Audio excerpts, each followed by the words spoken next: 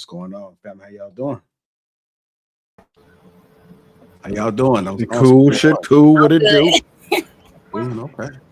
You good? No complaint. Good. Thanks. All right. Good to see you guys, man. Happy Thursday. We can fly back. January is almost over. Heading into February, huh? Y'all looking forward to this year? Yeah. I am. You guys sticking to your goals? Yes, sir. Okay. I see you. I'm checking out that water, huh? No, this ain't water. This is a little wheat protein. Oh, okay. Your goals. Something else. Okay. I see what you're doing. Trying to get them gains, huh? Yes, sir. That's what it's all talking about, man.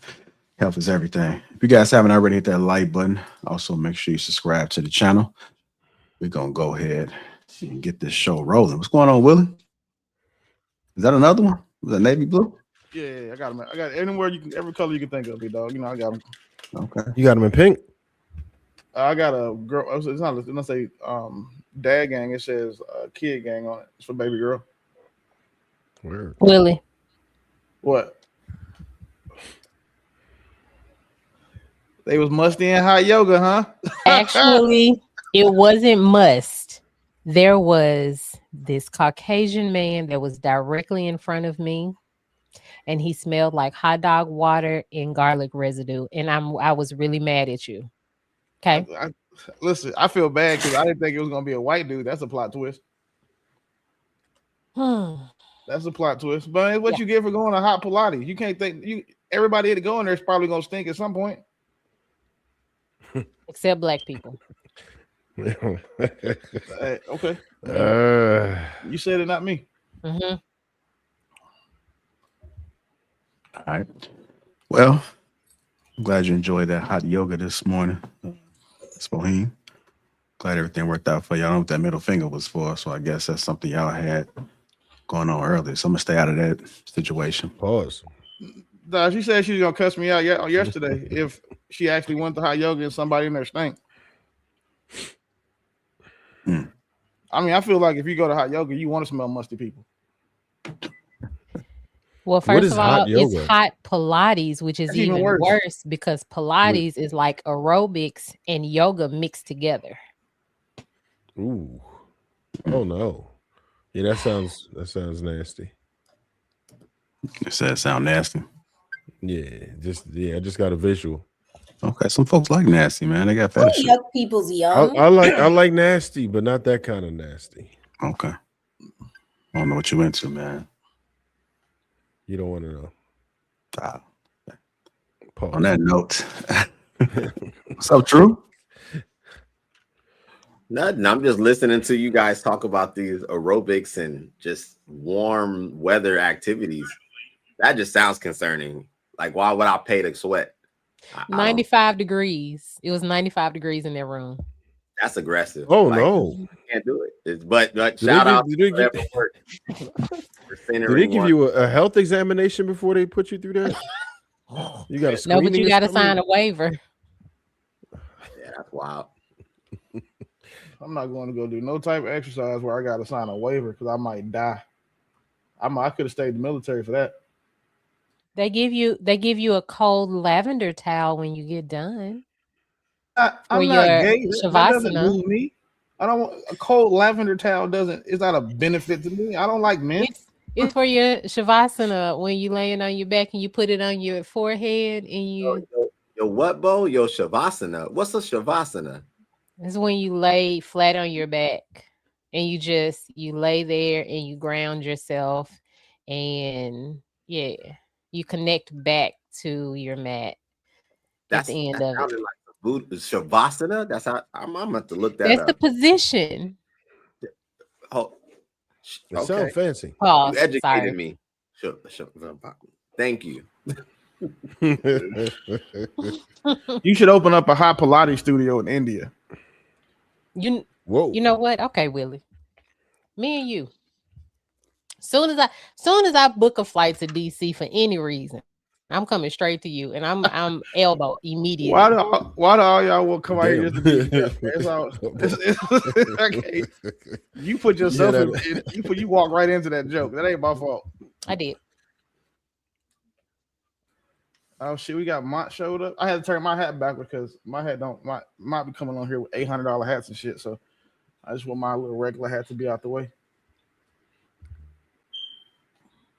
All right, let's go ahead and get this started again. If you haven't already, hit that like button. Also, make sure you subscribe to the channel. What's going on, Mont?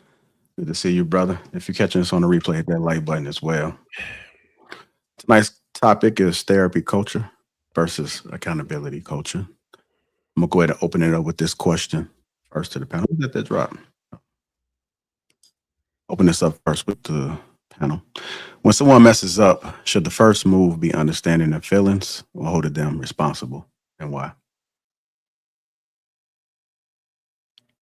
I'll repeat it again so it can marinate.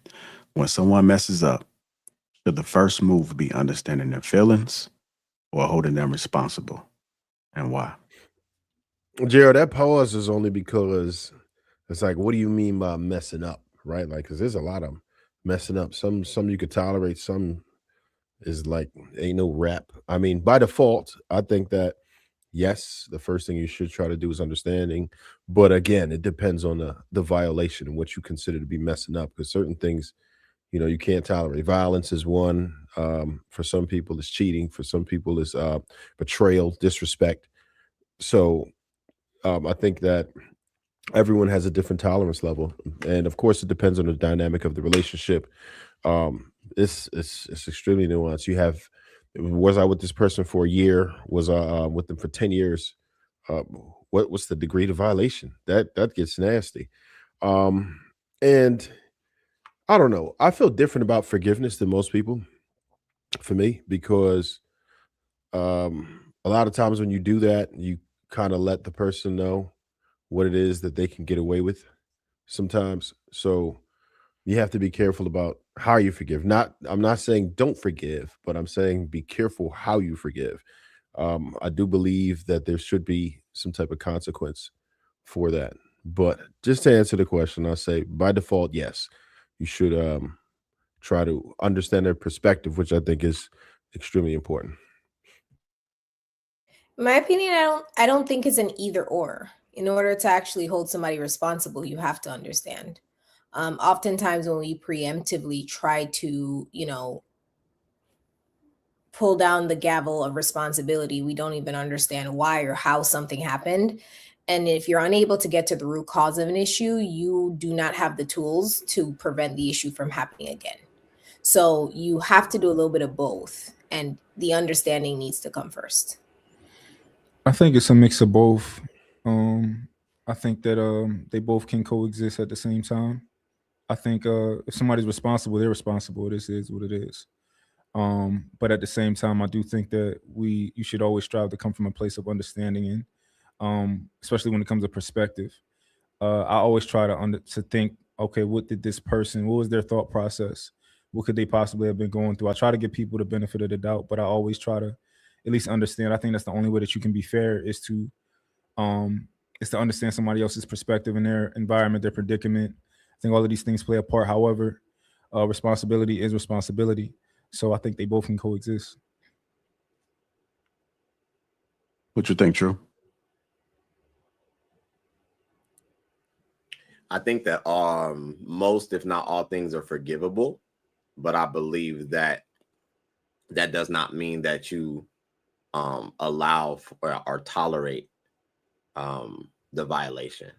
And that's just going to be based on the individual standard and also what it is that person may have done. I think that if you've reached the age of maybe 30, you should come to the conclusion that all people are fallible. And people are just people. They're going to make mistakes. They're going to mess up. So if you hold people to this standard of flawlessness, you operating in a toxic level of delusion, in my opinion. And I'll land. All right, Miss Pearl.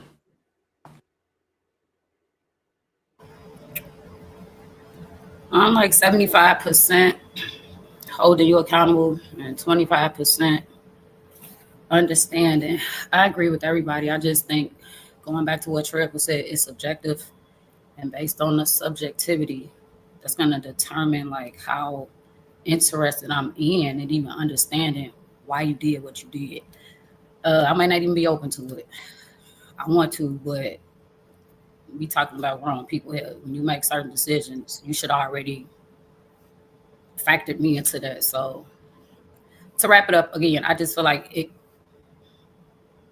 it could be two things at the same time. But I'm honestly leaning towards more, I want to hold you accountable. All right, we'll put another question into play. Has I'm healing become a real explanation or a clean excuse? I think it's an excuse. It could be something that's true. Again, it's subjective depending on the person and how they're factoring that into it. But I mean, aren't we all kind of healing always, every day? Again, that's subjective. You really have to get into like who you're talking to, what healing that we're talking about, and what they're using that for. Because again, everybody could say I'm healing and use that as an excuse to do a bunch of reckless things that they don't have no business doing. So it all depends. Can you ask that question again, JR?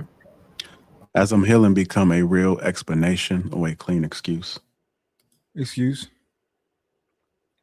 That's an excuse. I don't even fully know what it's like that environment of therapy talk and like therapy language that people kind of been using lately. And people say it so often, I'm healing, but like I guess we just gotta ask people, what does that mean to you? Like what are you actually saying when you say that? You know, a lot of people just they just want grace for I don't even know if I would call it grace, but I think a lot of people is they trying to excuse themselves of something. I'm healing. Yeah. Well, what you thinking over there, brother? Put two questions on the table.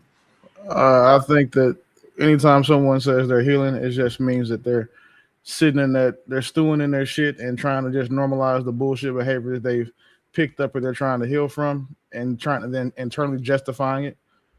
Typically, when you hear someone say I'm healing, it's a woman who's been taking miles of dick, doing some hoe shit, or it's a nigga who's just being a fuck boy, and now he's taking that feminist talking point, saying he's on a healing journey too. Finger claps. Yeah, that all of that shit, all of that. Okay. Pretty intellectual. I see that face expression. What are you thinking? What's going on through your head, young lady? So for me, when it comes to the whole idea of I'm healing automatically means I'm making an excuse and feminist talking points and all of this nonsense, you'd have to understand, once again, nuance, right? Like, as I said before, these statements do not exist in a bubble. People aren't like rattling up like dice and throw it out. I'm healing without any context. Typically, when somebody says I'm healing, you'd be able to see evidence of them attempting to heal or if it's an excuse or not.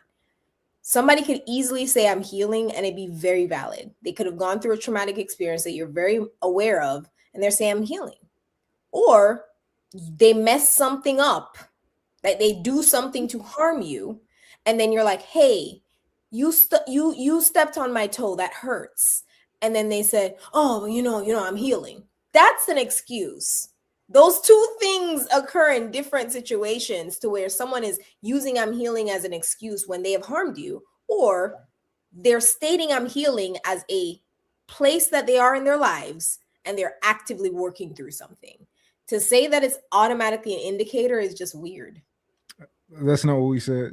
Yeah, that's pretty much what you say. You said it's an excuse. We didn't say it's automatically an indicator. You said it's an excuse. Yes, we believe that most commonly it's an excuse. The same way that. So as I said, go ahead. Yeah. So saying that it's automatically an indicator. So I think that when we had these conversations, there should be a prerequisite learning and understand that, like, when we say that, oh, we think that this is an excuse, right? We're not saying that 100% of the time, everybody who's ever said it in history is saying that it is making an excuse, right? I don't even think that's a mature way to look at it. Obviously, we're saying that we think that most people who use it is an excuse. The same way that, like, most of the people who say that, from my experience, from my perspective, are the same people who use the word narcissistic, and they call everybody narcissistic, and they don't know what that word means. They don't know what a narcissist actually is. And most of those people, I believe, have narcissistic traits. I'm not going to say they're narcissists, but I believe that most of those people who use that word If somebody calls you a narcissist, you're most likely dealing with a narcissist, in my opinion. Trev, what you thinking, brother? 2 questions on the table. Matter of fact, I'll give you a different question. What's the difference between a reason and an excuse, and who decides? The main factor, if you were to ask me, is the person that it's coming from. There are people who make excuses, and there are people who have reasons. One of them is a loser, and the other one isn't. That's usually the indicator right then and there. Now, is there certain things that are reasons? Some things that could impede you from not accomplishing your goals? Absolutely. But problem solvers, people who persevere, they usually find a way to get done what they need to get done, accomplish their goals. But most times when I hear excuses, me as a problem solver, I listen to what it is that they say, and I'm like, nah, I probably could have did that. I probably could have fixed that. Well, you could have did this that way. I think that would have worked better. Because a lot of people say, oh, I couldn't do this because I couldn't do this because I couldn't do this because. It's usually bullshit. They usually could have found a way to do what it is that they're avoiding. Excuses are excuses to me. Reasons, and sometimes there are reasons, but not usually. People use excuses as reasons. Paul, how do you feel about what Trev said? You agree or disagree?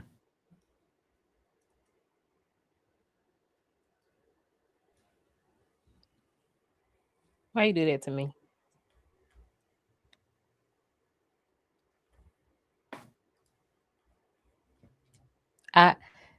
So I heard the first like 2 sentences, Mhm. and then I Okay, did well, you something on can- my phone. I'm sorry. Okay, well, Oh, you I can thought just you answer the was feeling me question. You want me?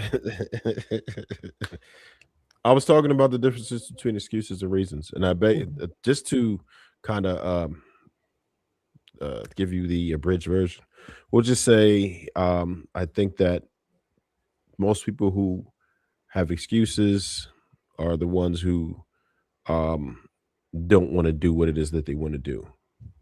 Most people who use excuses as reasons, in a nutshell.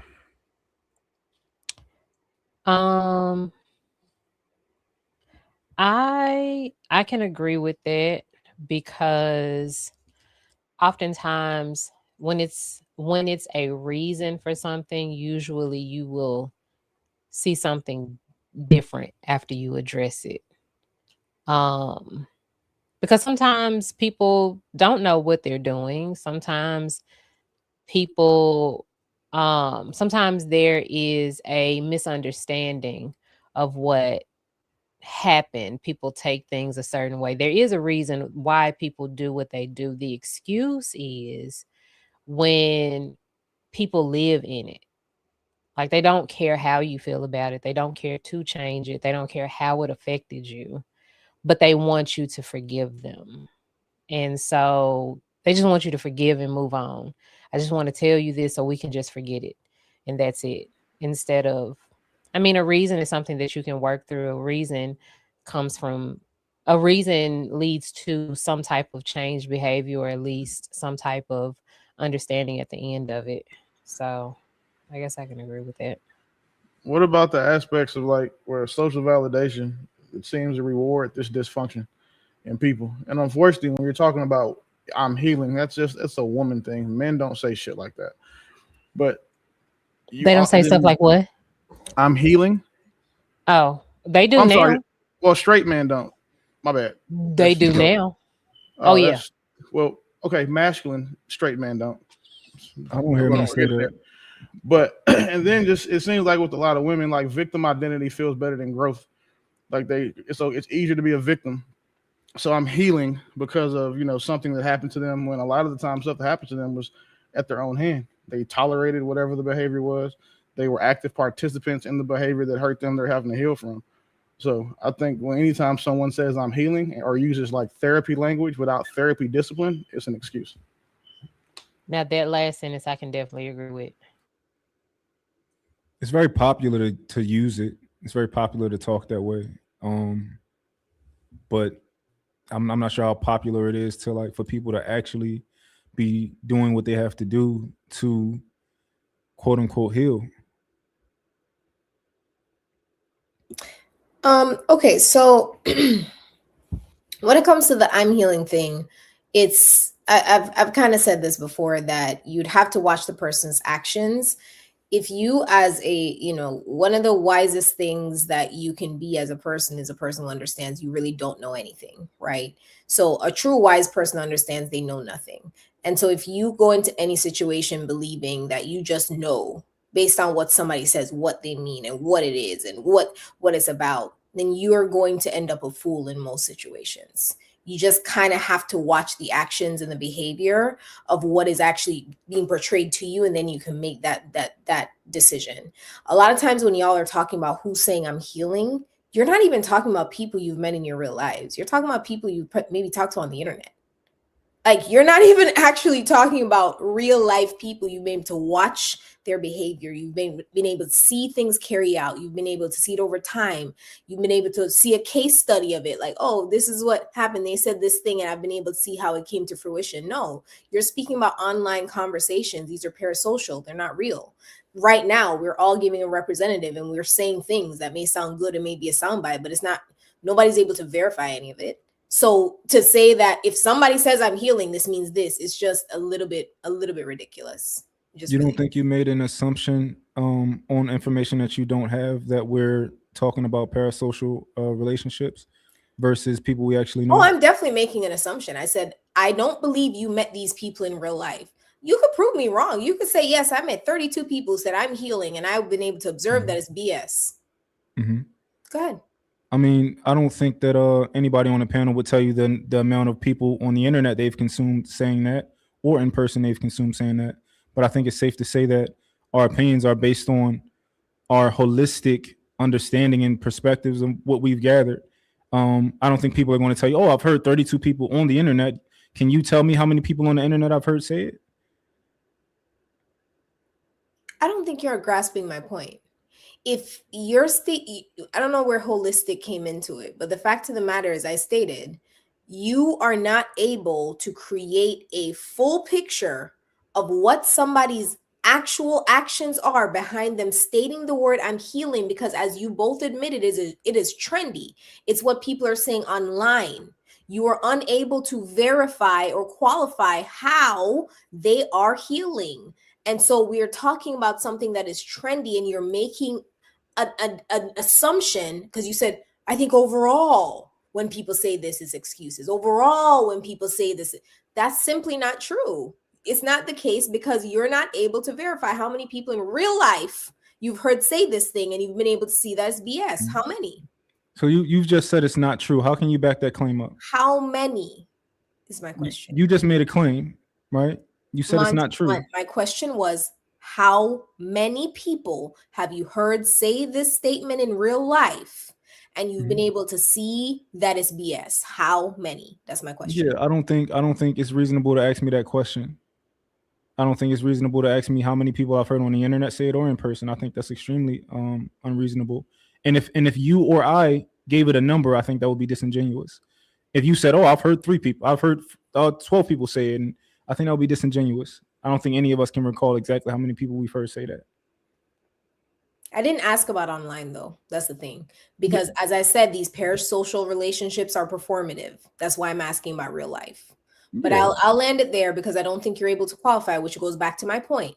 Since you're not able to even say, hey, I've talked to 3 or 4 people in the last 4 months that said it, then once again, as I said before, you're making an assumption off of what you hear on a trendy talking point online. That's what I'm saying. That's fair, right? But I'm willing to say that that's my opinion based on my perception and what I've learned from what I've gained from experiencing people, versus you who just flat out said what you guys are saying is not true.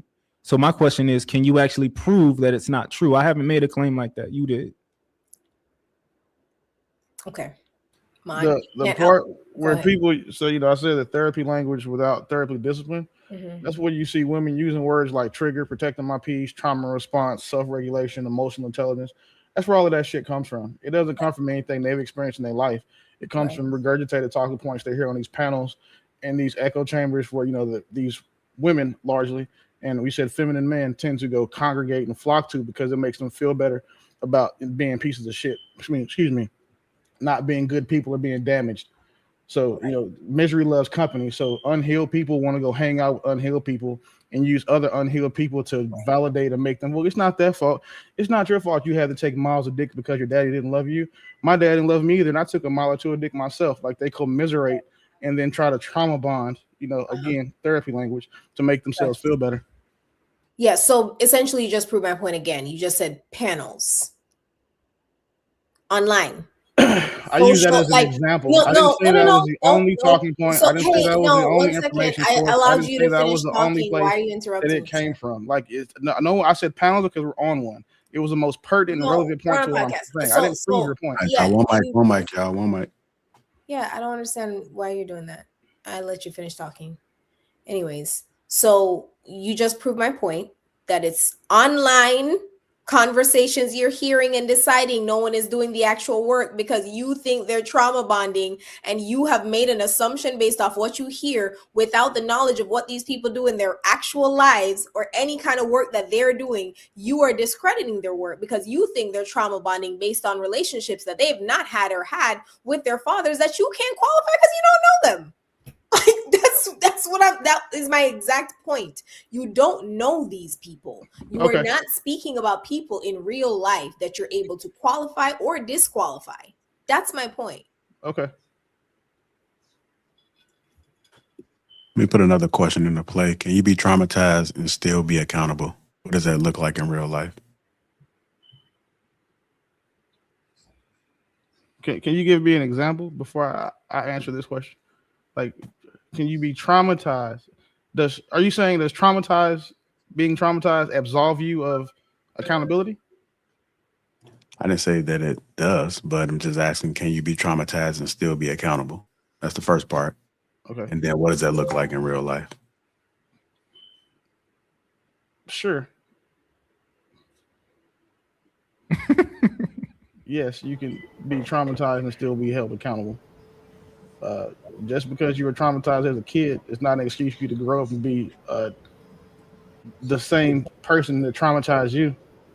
The same way that you wanted that person who turns you into this traumatized person to not traumatize you, you have the onus to do the same thing to be the same thing yourself. I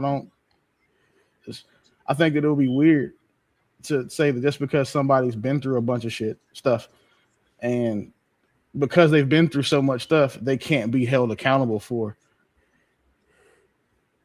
what they do based on what they've been through. That's one of those I'm healing type excuses. Trev, you had kind of a little face too. What were you thinking about that question? Yeah, that kind of goes back to what I'm saying. I feel like a lot of people lean into that, right? They were traumatized, so you should excuse me. And in many situations, people will allow it because they'll understand their history and sympathize and sometimes try to empathize with them. Now, shit, I was guilty of it when I understood that people came from troubled past. I would let certain things slide, but what I've learned is that they don't really stop. Right, once you let people cross a line, they become a habitual line crosser. So you have to be very careful with that. Sometimes with family, it's a good idea to give them a little bit more grace, and I always do try to offer grace. But going back to the understanding that you're talking about, trauma, and then there's the trauma actually affects people differently, right? Some people experience the same type of trauma and become more disciplined. You turn into a monster because of it, and you want to be excused because of it, and it's at my expense, not yours.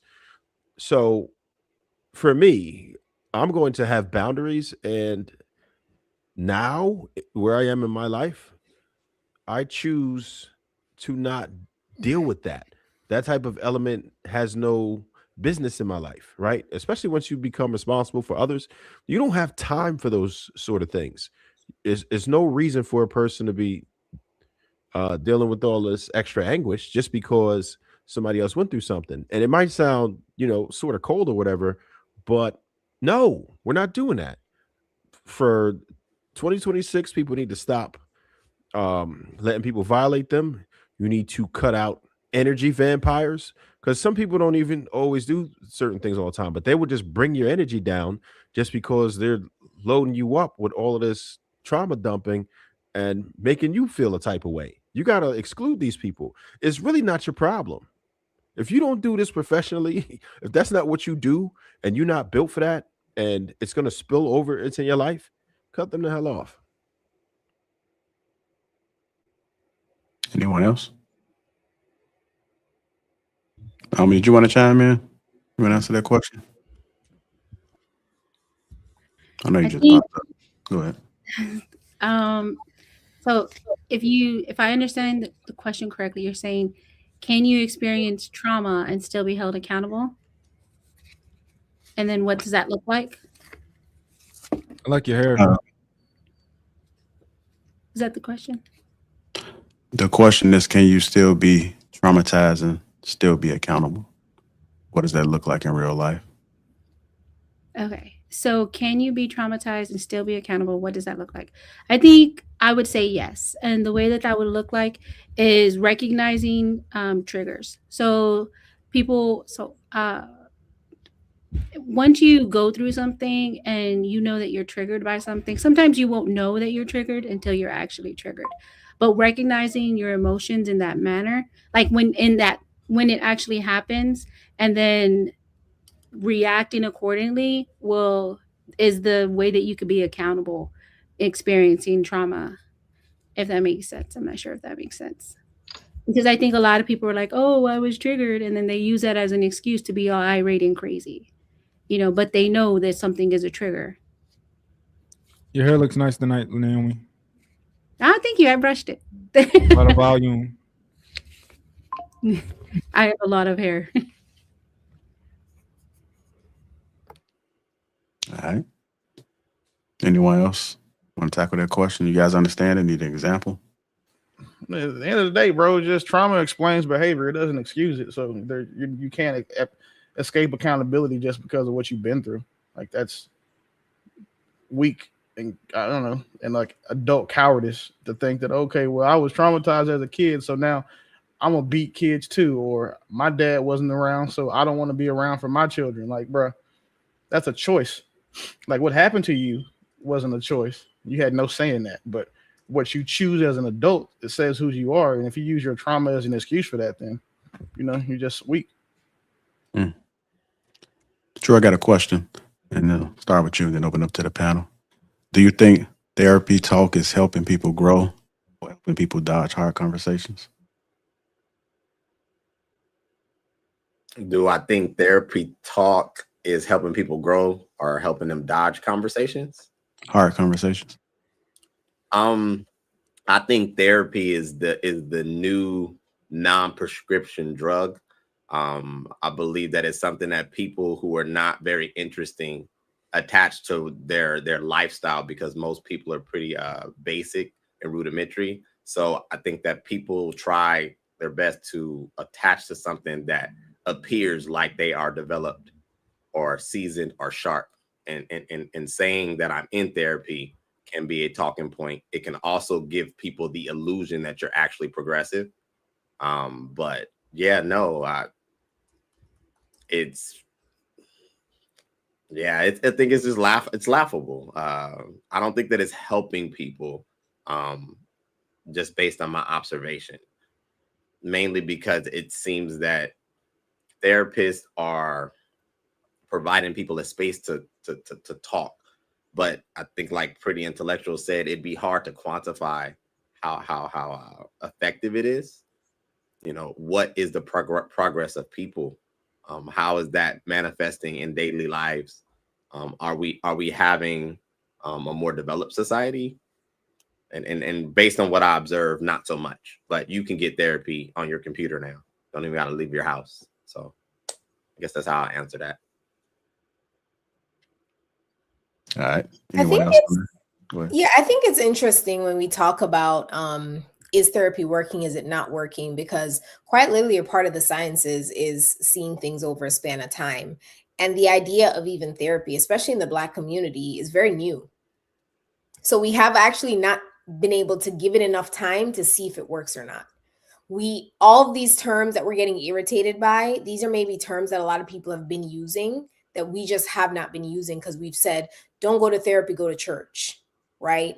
So when we even think about how new it is, we'd have to be a little bit patient and give it a little bit more time. But the idea that we're overusing, incorrectly using terminology is at least an indicator that we're being exposed to information. So I actually don't take it as being a negative. It's more so just when you hear somebody incorrectly using a thing, correct it. But at least they know the word. At least like we're starting to circulate it in our language that we do believe some things are predisposed. We do believe some things are learned. We do believe that you can recover from certain things and others are chronic. We do believe some things require medication and other things don't. So at least we now know it's, I don't know. I'm wondering why, with it being so new, are we so critical instead of curious? Do we actually know though, based on, and I'm going off of what your perspective is based on what I heard you say moments ago. You seem to have a hard stance on qualifying. And so I do understand that you need to give something an adequate amount of time to be a proven concept. But I also believe that this is me, that sometimes people jump on fads of sorts. Right. And therapy seems very faddish. It seems very much of, okay, because if you look at human society predating therapy, most societies have functioned quite normally without this said therapy being a thing that you needed in order to progress through one's life. I mean, normal. Yeah, to some basis of normality, of course. And therapy was not needed because we used to have communities, we used to have tribes. We're unaliving each other and going to war and like taking people out and like shooting up schools and like kids are. What are we talking about functioning normally? All the way left. You went all the way left on that one. No, we're not functioning normally. Like, think about what is happening. We are now doing shooting drills in schools instead of earthquakes and tornadoes. Like, we're not functioning normally. We're not doing well. Pretty, I thought you isolated this to the Black community a couple minutes ago. One second. I isolated it in one example, sir. I'm speaking generally that the idea of therapy is still fairly new. Okay, I thought you specifically were saying in the Black community is fairly new. My apologies. Yeah, so I zoom in and zoom out when I talk. So you got to keep up. You're an extremely handsome intellectual. You should be able to do it very well. Right? Okay, thank you. Anyways, so yeah, true. I hear you, and you, like you said, you zoom in and zoom out, which that's your technique and how you have conversations. I think you like to pick and choose the most diabolical examples to further prove your point, because both examples you used are not happening on a regular occurrence in mass. Do we have shooting drills occurring? Absolutely. Are people unaliving themselves? Absolutely. But most people do not experience the things that you listed as problematic. If you look at the duration of humanity, most people, predating therapy, mind you, were living fairly normal lives, meaning they were insulated in society. They knew what to do. They knew how to treat people. Opioids and things of that nature were not heavily used. Folks were not jumping off of bridges in mass, and that was not occurring on a high. Psychology and psychiatry are two different things.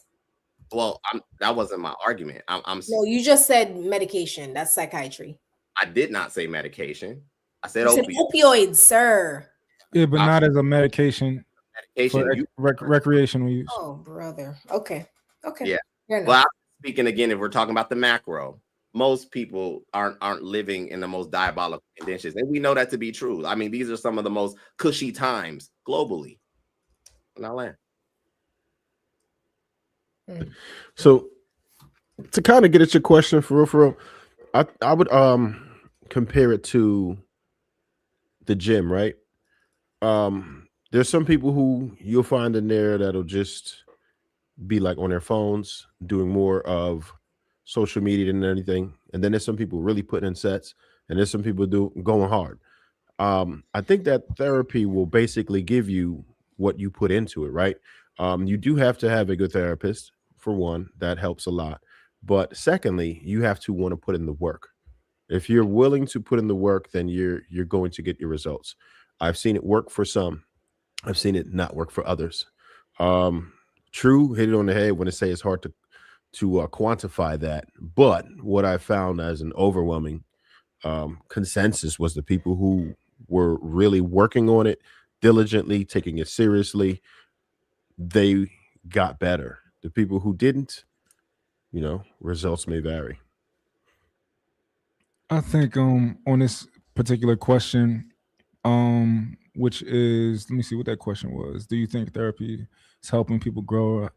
I think people do the same thing with this therapy language as they do with a lot of other things, and they pick and choose what they want to pull from it, and they don't actually have a holistic understanding. That's just my perception of it. I could be wrong. But they pick and choose what they think sounds good, and what they think is beneficial, what stimulates them, and then they apply it. So I think I'm not going to say that it hurts, but I don't think that it's as helpful as you would think of, like, oh, at least we're talking about therapy. um I guess I just don't think it's as helpful as you would think. There, as a point of clarification, it was mentioned that we're unaliving each other, having more school shooting drills than earthquake drills. We have more school shootings in these places than we have earthquakes and tornadoes. So they are training kids for what's more likely to happen. It's unfortunate that that's the case, that you're more likely to have a school shooting than you are to have an earthquake in California, or more likely to have a tornado in Texas. But the thing is that the part we miss is that saying we're unaliving each other. The most dangerous place for a black man to be, or a black person to be, is in a black woman's womb. More black men and children, boys and girls, are aborted than adult men and women are murdered. So it's almost as if that when we cite these numbers or we say these things, we don't consider the data that's readily available behind them. If 1/3 of Gen Z has been aborted, it was aborted already. Like, again, easily verifiable statistics. We can't have the conversation saying that, okay, well, it's not about opioids, or it's not about where we want to be, or how, who's healing and doing all this trigger shit. That's what's normal for us. The norm for black people is what happens the most often. The norm is the average. And unfortunately, the average is, but True was saying, those are the averages. KP, what's going on, brother? Like, you been watching? What are your thoughts on this? Top of the top. Can you hear me clearly? Yes, sir. Peace to the panel. I haven't been around in a while. It's good to see new faces. It's refreshing. I still see Willie beaming. So you made the road, dude. What's up, big dog? Nah, actually, I got fully licensed. I know, man. Stuff. Congratulations. I heard. Thank you very much. As for therapy, I do it every Tuesday and sometimes Thursday. And I just like to sit on the branch and watch people that actually don't do it and have high critiques of it. I think they should try it and be open and honest, because us as black people, because you're focusing on our community, we grow from trauma. The majority of an urban society have to work through trauma, and we normalize bad behaviors and tendencies that don't befit us most of the time. How do we get out of it? Do we just guess, keep falling forward on our face, or at least try methods and see if people are up to the game as for teaching us skill sets and showing us ways and answering certain questions that we don't have answers to, so that we can try at least to become a better person. So when I hear people talk negatively about it and on the fence, the majority of people I ask, they don't do therapy. They don't believe in it. But when you peep in that window, they have those inherent traits of the dysfunctional. So where do they go from there? Do I listen to that person or do I try? And I'm not saying all therapists are good. You just have to find one who cleaves to you, that has that understanding that you can see is able to help you work through things. Not I land there. Kenny, what would you say is the purpose of therapy in your own words? To help me figure out things that I've normalized and I feel that I'm not going anywhere because I come to a self-realization that I'm doing a thing over and over again and I might need methods and help. As for straightening out my life, stop being so obnoxious, stop being so imposing, things that we would lie to ourselves because we're always in defense mode when most of the time we're in defense mode when someone tells us or critiques us. Not me. Can't be me. It's you.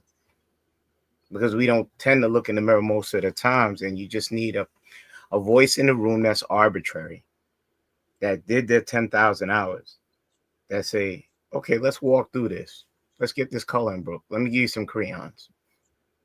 And let's figure it out.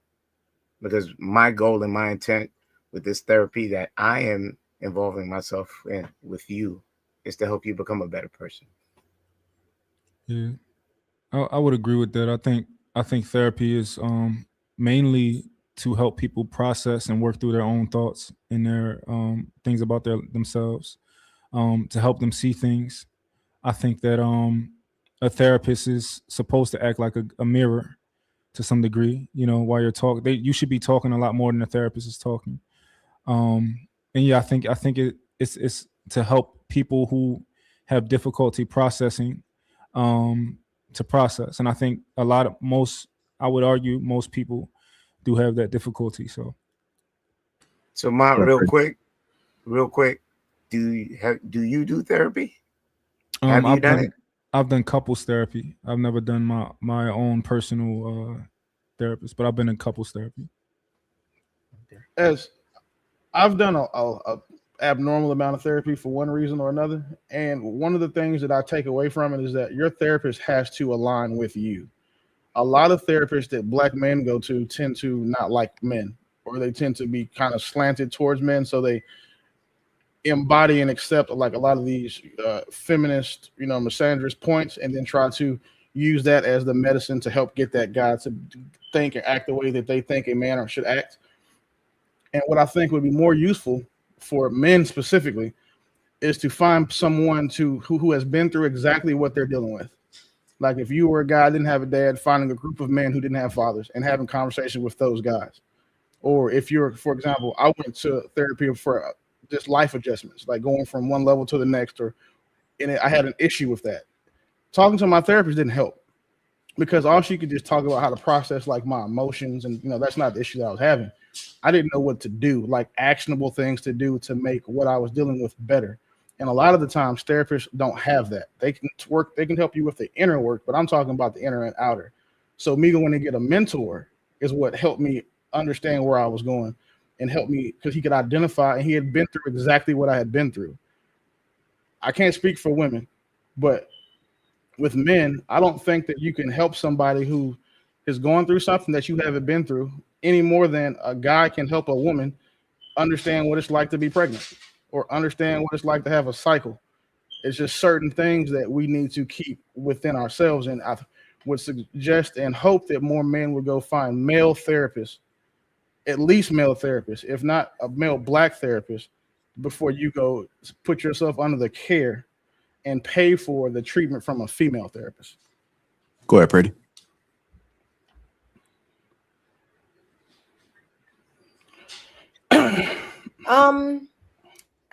I don't understand the need to gender therapists, but sure, I do agree. You definitely want to let the men listen to your issues because we ain't trying to hear it. I'm gonna say this. Yeah, I'm gonna say this. When we have the conversation about the most unsafe place for a black man or a black boy or a black girl is a woman's womb. You are attempting to trivialize a conversation that's supposed to be semi-serious And I guess we can get cute and get dumb and start talking about abortions or whatever. I guess we can. But the fact of the matter is that you can't go from saying the most unsafe place to be is a black woman's womb when we like live in America, and then turn around and try to act like anybody is to take you seriously as it relates to your need for mental health. Like this is always my problem when I have conversations with you guys. You will take any opportunity to take shots at black women and turn around and ask us to give a crap about what you go through.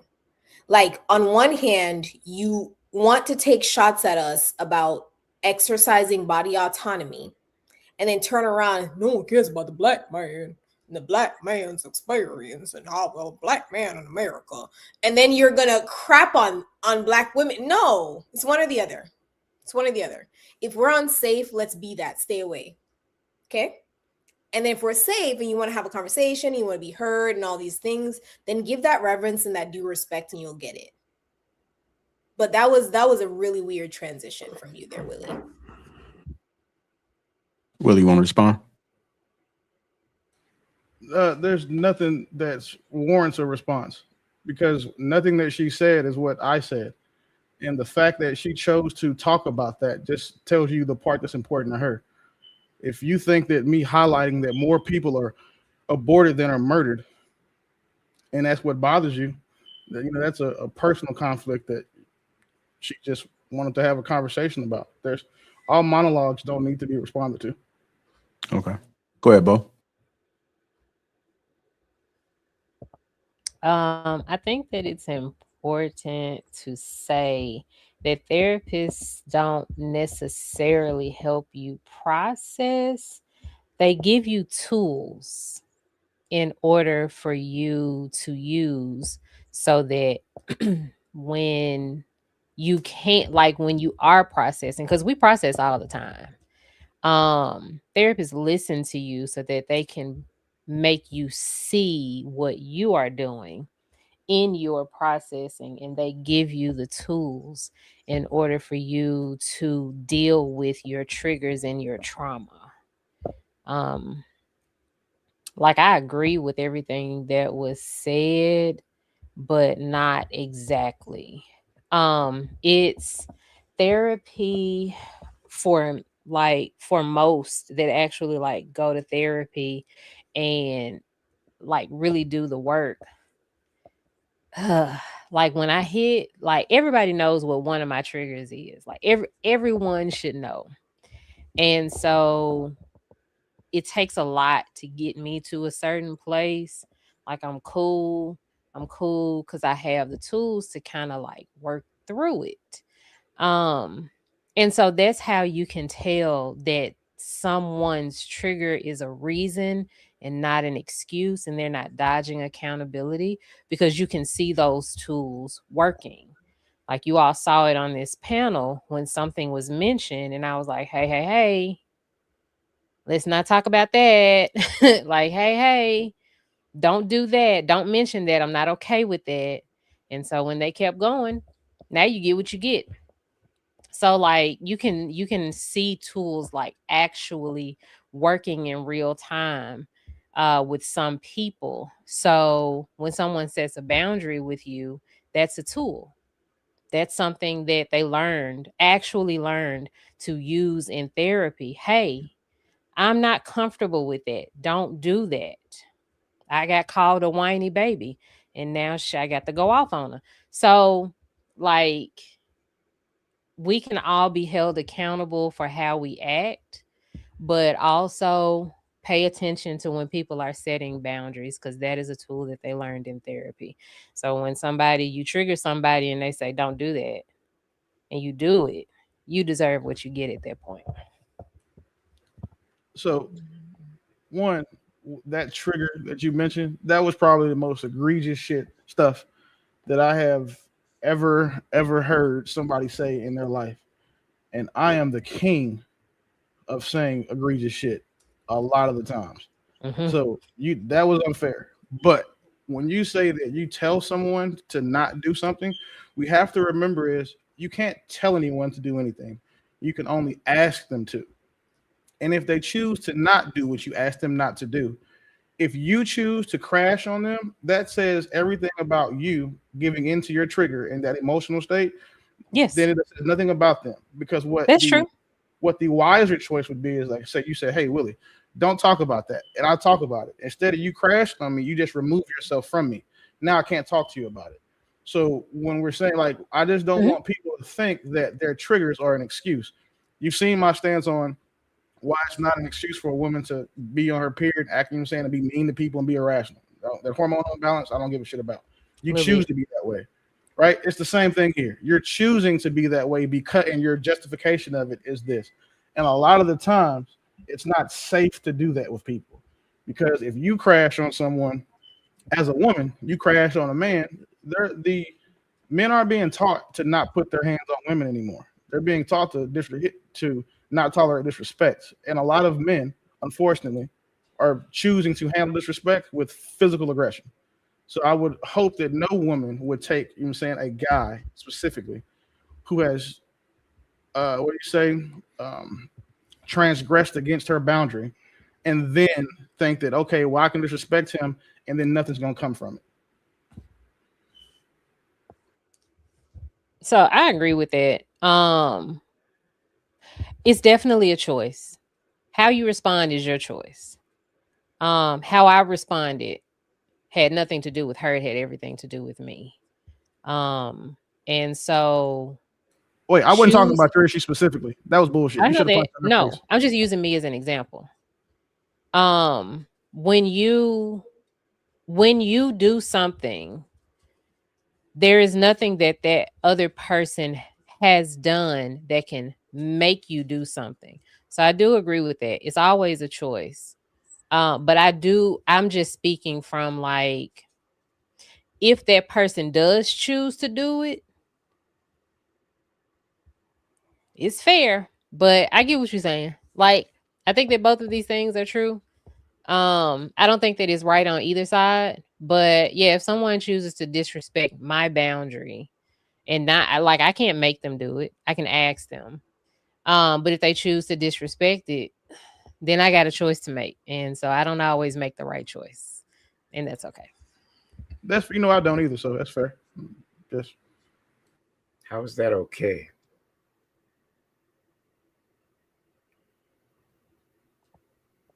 How is it okay? Because it was my choice. So you're okay with the ramifications of your actions? Yeah. Okay. See, and that is one of the things that make these conversations highly needed within our community. You're giving license to bad behavior. Correction, Willie, not a lot of men put hands on women. A choice few do. It's not the majority of minority. It's more the minority.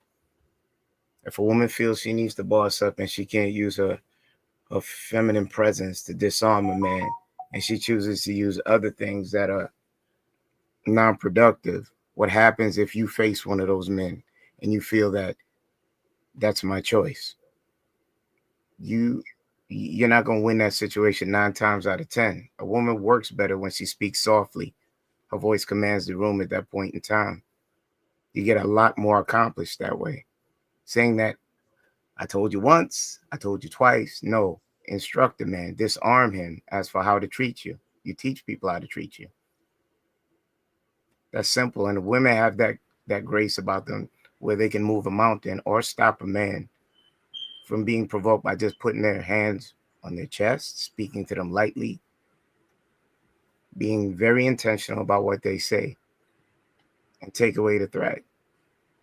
damn, Kenny, I like that. G, that was good. That was. You don't think it's fair though that she stated that she understands what she's doing, and she understands that there may be consequences, and she's okay with accepting those. I think it's fair that she, as long as she understands, where she is, then that's all you can ask for. She can make her own. We all can make our own decisions. I never took away her decision, but is she okay with the outcomes? Most women are not okay with the outcomes from men that can't remain stoic and stay within their place. Those women say they are until they're put to test. You don't want to get put to test. You don't want an alpha male. Men today are not alpha males. They're more so beta because they give in. Alpha male is Mr. on Color Purple. You don't want that. You want a man that's comprehensive, that's able to listen to you and reason rather than instruct and tell you what you will do and you don't have a choice.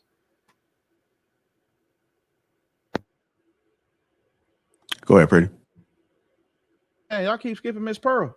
Bo yeah. had her hand up too in the back chat. My God. Thank you, Will. I'm gonna be quick, Pretty. I think everybody made great points. What I do want to just give kudos to is we have to have this conversation about therapy in our community, and it's gonna be subjective. It's not gonna look the same to everybody. Like, yeah, you can go to the gym, you can do yoga, okay, but you're stretching and you got a great body, but you still got mental issues. So I just want to bring to light that therapy is really like healing through words. And a lot of people go to therapy because they don't feel comfortable expressing themselves to their people, their friends, etc. And the therapy kind of provides that objective-based conversation for them. So we can't just sit here and make blanket statements about people. Like, we just know their situations and the best routes for them to take. And whichever ones they do, like, we make it a mistake. We can't do that. Again, therapy is something that is extremely therapeutic, but we've spoken about that already. It's subjective based on who's using it. So just to throw it out the window, I don't understand why we're doing that. Maybe we're not. Maybe I'm misconstruing it. But I just want to land in and say I think therapy is very beneficial. It just depends on who's using it. I'll land. You're exactly correct. Because we are throwing it out. We're throwing the baby with the bathwater. Like, it is a concept that's new to us, and somehow we're just discrediting it before we even understand it. But I'm gonna say this to what Kenny has said. This is why therapy and overall, in my opinion, like stretching your mind, educating yourself is important. Because even the concept of alpha, an alpha male, that in itself was a disproven study where the person who studied those wolves came out and said, this was not indicative of how these animals perform in the wild. It is indicative of how these animals perform in captivity. So I guess to that end, you are correct that if you deem yourself to be an alpha, you are an alpha. You're the head of the prison. Yeah. You are the leader of the prison. You're still in captivity. You're not free. You don't think for yourself, but you're the top of the criminals, of the prisoners, of the people who couldn't be free and think outside of the box and think for themselves and critically process, right? Like, and I guess that you're best of that bunch. But I really need, especially Black men who understand the concept of mental slavery, to think outside of that element of thinking alpha male. You don't want an alpha male. No, I don't. No, I do not want an alpha male because I would like a man that is mentally free and does not need to think in the concept of hierarchy and captivity, which is indicative of this whole alpha beta theory in the first place. Do you know what alpha theory is, Pretty? Darling, obviously I do. That's why I just spoke on it. What is alpha theory to you? I just spoke on it. Okay, you can just say I don't want to answer the question. No. I just spoke on it. I literally just said just now like that the theory was disproven by the original scientist because he studied wolves that were in captivity and not wolves that were free. When wolves were free, they did not operate on a hierarchy. When they were in prison, they operated on a hierarchy. So I guess the concept of alpha is indicative of men who are in captivity, i.e. prisons, mental slavery. But I believe that people who want to be free and mentally free should not think in a hierarchy. I mean, I literally just said it. No, so I don't know what you didn't understand. You said all of that, right? But what I'm trying to do is make sure that we have a understanding specifically about what alpha theory specifically is, right? Because a lot of times when you change certain words, it throws off exactly, because when most people talk about alpha theory, they're not specifically talking about actual alpha theory. So I just wanted to make sure that we were on the same page about what alpha theory is and what was actually disproven. What is alpha theory to you? I'm willing to learn. I'm an intellectual after all. Go ahead. So I'd like to, I'd like to know what it is to you from your understanding, because you were speaking on it, a second ago when you told me that you understand everything about it. So I'd like to know, just what it is to you. I just explained it. What is it to you? Here, I'll help you out because she referenced it, but she didn't explain or define it. So alpha theory is just an idea that people naturally respond to strength. That is the root of the theory. That's all it is, that in a small setting, a small group of people will tend to be led by the alpha in that group.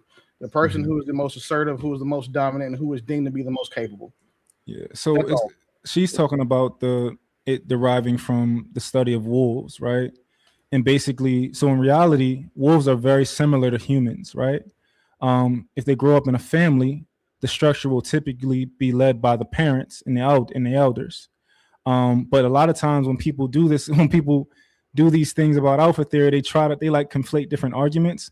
So if you left wolves alone, or put them with other dogs and other animals, they would develop and create a hierarchy. It just absolutely would happen.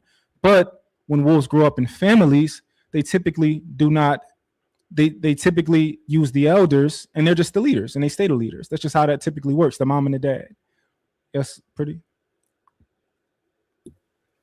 The reason why I was laughing at you was not because I did not know. I just want to make that clear. My laughter came from the fact that I reiterated what I said twice, and you still did not manage to comprehend.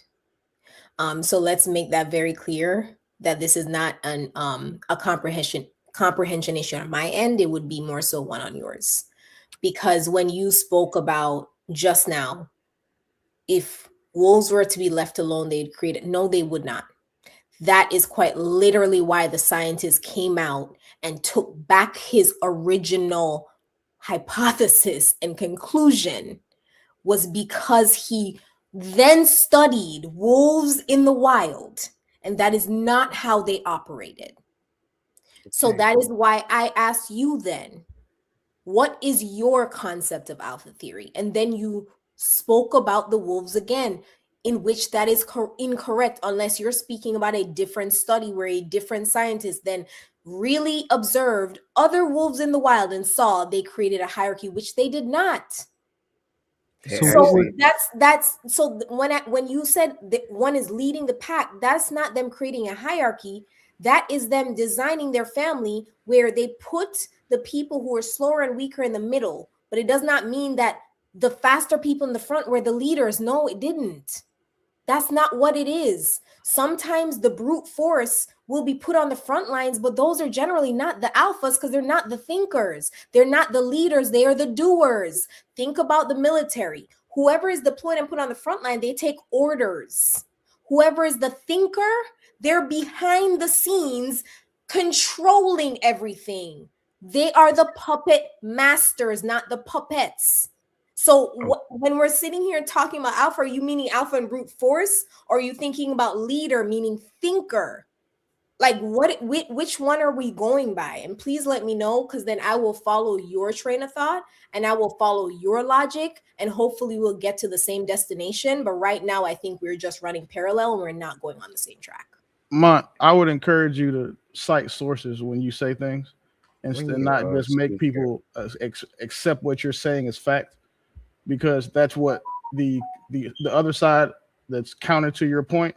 That's one of their strategies. And if you try to embrace that same strategy, it won't work. And then that'll open you up for an attack. Yeah. Because you don't cite sources, you just present things as facts. So this is what alpha theory is, right? It's something, it's like a pigeonhole, right? So alpha theory says dogs constantly seek dominance and must be controlled by an alpha, right? So I don't think a reasonable person would actually say that, but somebody like Pretty would make that the argument that dogs are constantly trying to seek dominance through and be controlled by an alpha. Dogs are a lot similar to humans. They build connections, right? They build connections. They have feelings, right? And people who believe in alpha theory, I think alpha theory is a pigeonhole where people try to act like that's what people are saying when people are just saying like, no, dogs, if you have dogs, they will develop a hierarchy. That's what will happen. Dogs or wolves, if they're not raised by the mom and you put them in a room, one of them will become the alpha, and it's not going to be the smartest one. It's going to be the strongest one. It's just what's going to happen. It's going to be the most aggressive one, the most, the one with the most the one who the most aggressive one. That's going to be the most What about the military comparison? Because again, saying that the people on the front line aren't thinkers, they're puppets, that's something only a civilian would say. If you've been in any type of military organization, you understand that the people on the front lines are the doers and they have to think. Then there's a hierarchy in the leadership of the military. So we can't be saying, well, this isn't about hierarchy, and then using something that is solely based on a hierarchy as your example. That's just intellectually trying to think of a non JR. Disingenuous. No, I don't want to say disingenuous because it was genuinely. That's a TikTok word. It was just stupid. My bad. I'm not going to try to make it pretty. And the thing is that in the military, everybody has to be a thinker. The difference is everybody's not a decision maker. Everybody in the military takes orders except for the president, and he still has influence. So from everybody down, everybody takes orders. Everybody does. Everybody has to think. So when people use analogies that they're just not either well versed in or for the sensationalism, you got to be careful because they're actually subject matter experts everywhere. And I think that the majority of you guys caught that by looking at your faces when the military example was used. But to say like in the Army, the infantry guys don't have to think. They just, meat shields and puppets. Just not true. Those guys have to think about tactics, formations. They have to make sure that their loadouts are quick. They have to make sure they have mastered their weapon system. They have to do a lot of thinking. What they don't do is decision making. They get told to go do a thing, and these are the parameters they're given to do said thing, and then they have to figure out the best way to do it. Otherwise, they're held accountable for not accomplishing their mission. So if we're going to say that alpha theory is not about hierarchy, then military, which is based on hierarchy, shouldn't even be part of that conversation from an intellectual standpoint. All right. Let me get to these super chats and we get to the clip. Go ahead, Pretty. I'll let you go ahead. Go ahead. So I don't think anything y'all said disproved my point, right? Because essentially what extremely person said was that the alpha theory is fallible. Because my name is extremely handsome, intellectual. Yeah, you don't even know how to say your own name. Anyways, so the fact, oh Jesus Christ, oh poor baby. Okay, so the fact of the matter is that you kind of proved my point by stating that the alpha theory is fallible because it assumes that when dogs or animals that they're in a certain position that they're just automatically going to assign leadership based on who is more equipped. They're just going to do it based on who brute strength. So it is fallible for humans because once again, for humans, brute strength is never, ever the ranking system on who's ever going to be more superior. More likely it's going to be mental fortitude, your ability to manipulate people. If you believe in a hierarchy, which I'm vehemently anti-hierarchy, but if you believe in a hierarchy, you would have to understand that typically the people at the top are the people who've been able to manipulate. They're rarely the people who are the strongest. The people who are the middlemen and the peons think they're at the top because they're the strongest. But the actual people at the top are rarely physically strong. They're able to mentally manipulate. JR, if the focus is to disprove the argument, Pretty, we can do it this way. If you put everybody on this panel in a room and left us or on an island and left us there for 10 years or for 100 years until we died, not one of you women would ever be a leader. None of you guys wouldn't be able to manipulate anything sans using your vagina. Sure. What would happen is that every man on this panel would establish dominance over each other. The alpha amongst us would be identified. And then the only thing that you guys the value would bring would be the gathering and the child rearing. So the fact to say that this alpha theory isn't real, you can put humans in it, and there's the perfect example for you. Bo, do you think power that has been able to start do you think that you would be You're not gonna say that. You would be That's the dumb. alpha if you were on an island with all 10 of us right now? Y'all unalive each other just to get a waft. Y'all unalive each other to not have the responsibility. Like of let's not sit and act like y'all don't start entire wars where you unalive hundreds of men for a waft of vagina. Right. Stop. And let's not act like y'all don't analyze millions of children because you don't want to be a mother. Don't do that, Willie. Don't be a I'm Willie. gonna do it. don't be a Willie. It's not hard to do. Don't lie, Willie. Again, you know the truth. You can't play the who kills more people game with me. You know what y'all do. The who kills more people game with me, you lose 10 know times what out of y'all 10. do for a waft. So again, and a promise and a dream. to my point, if okay? all 10 of us are on the island, not one of these women would be anything near the top. They'd be in the bottom, at middle, or at best. Because we would put them there because where they belong naturally. Yeah, sure. Like to say there's not a hierarchy. Like when people say there's not a hierarchy, those are the people who just like want to feel like the equal without doing the work. They want to have the same pool, the same say as those people who have done it. It's the same people that say like tax the rich, billionaires should pay more taxes because they aren't billionaires and they don't want to pay taxes. It's the same mindset. And the only people who don't believe in hierarchies are the women who tend to not, unfortunately for them, have been raised with, someone who they didn't have a hierarchy in their home. But it's also very common against non-American Black women. Yeah. If we're gonna stick with hierarchies, I just want to let you know I have to deliver the bad news that as Black men, y'all are at the bottom. So it's kind of funny to me that you want to be so pro hierarchy when the majority of the hierarchy is on top of your back.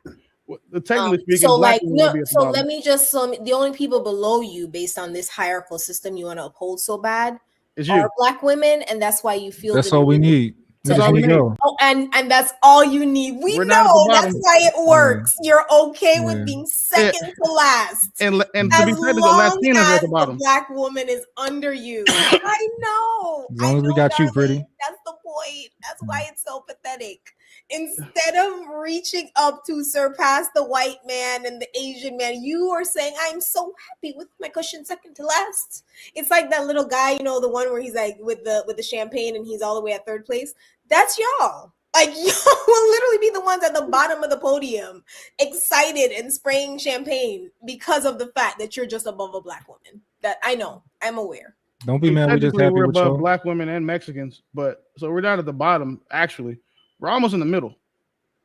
We're close to the middle, you know what I'm saying, than Black women have been and will be. And then, unfortunately, the best thing a Black woman can do to get towards the middle and the top is to marry a man who's doing better than them. So we can make it ourselves.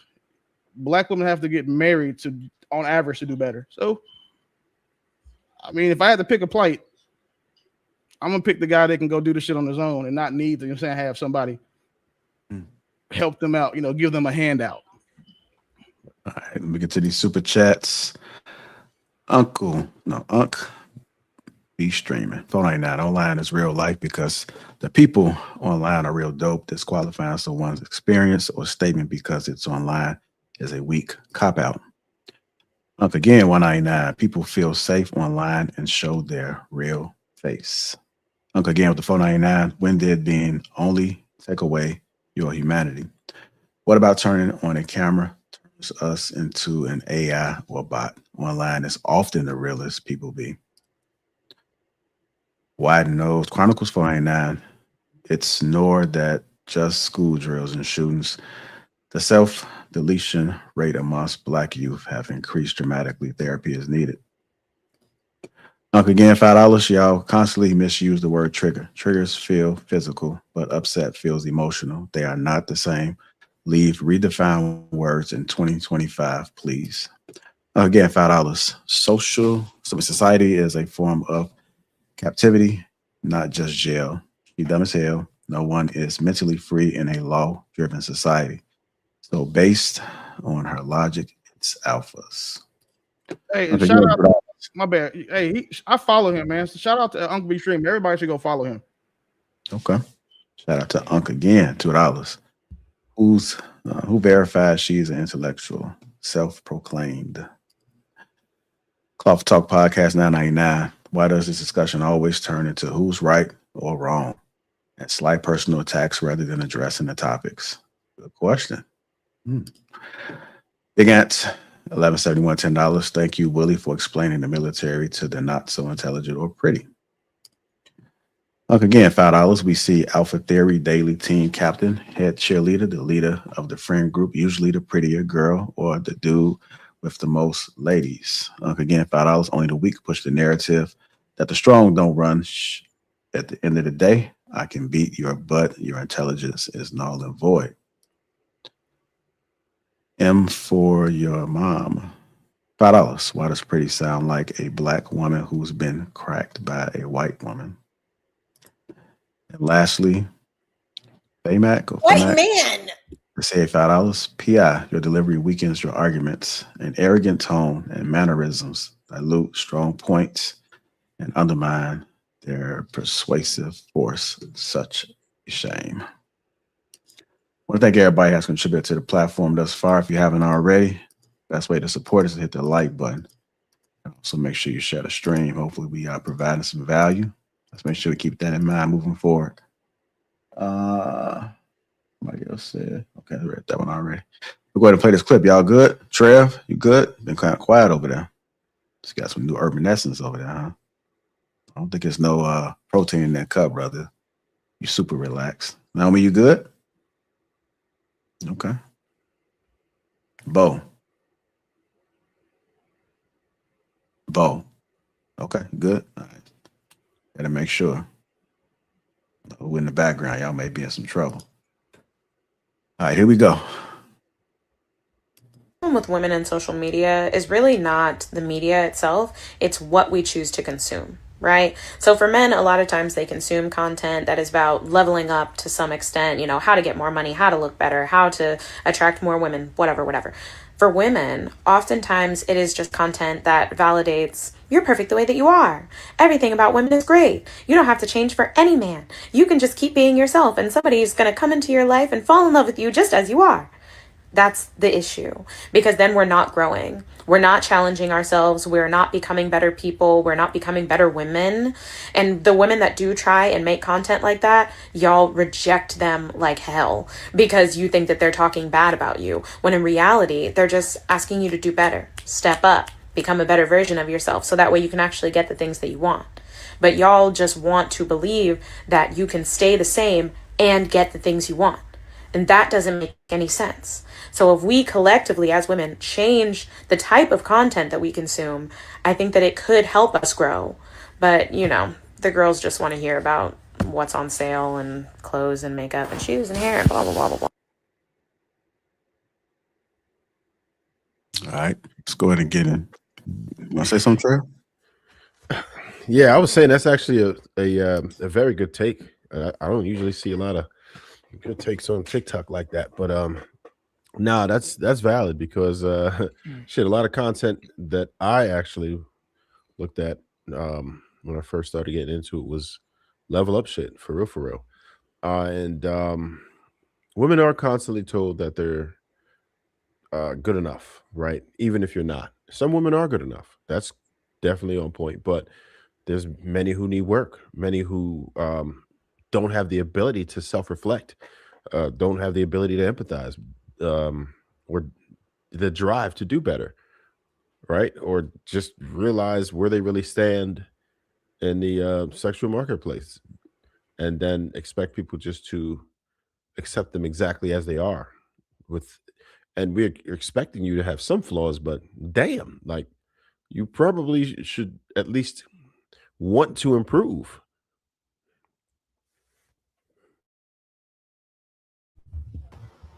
Can I respond? So Why not? I don't like, I'm not disagreeing with you necessarily, Trev. I think more more than anything, when you hear messages like that, it's because men sometimes set like really unreachable expectations of women. Like I think y'all don't know what women hear from men. Like men expect for us to the guy before, like some men expect for us to be so soft spoken. All women are not soft spoken. And that's an unrealistic expectation for a lot of women, because a lot of women are not like that. That does not mean that they are not also feminine. That doesn't mean that they can't also be feminine. Like, it's like you want us one way. There's this very surface level, like very shallow version of women that men expect, and women are too complex for that. Men don't be having time for a lot of stuff. Like, you don't have time for women's feelings, but you know that women have feelings, because men sit on the internet every day and like yeah, listen, if ain't nobody heard it as much as Bo, listen, I have heard it all. Men and women are different. Men and women are different. When I first got on this panel, that's all I heard. Men and women are different. But it's like men don't accept those differences, or the differences that men expect are what they expect and not what women actually are. So while I do agree that a lot of things are problematic from some women, and I get that, there is a level of humanness that men refuse to accept in women, that some men refuse to accept in women. A lot of these expectations are just unrealistic. And also, men don't communicate what they want. They just expect you to do it and have it. And then that is unrealistic as well.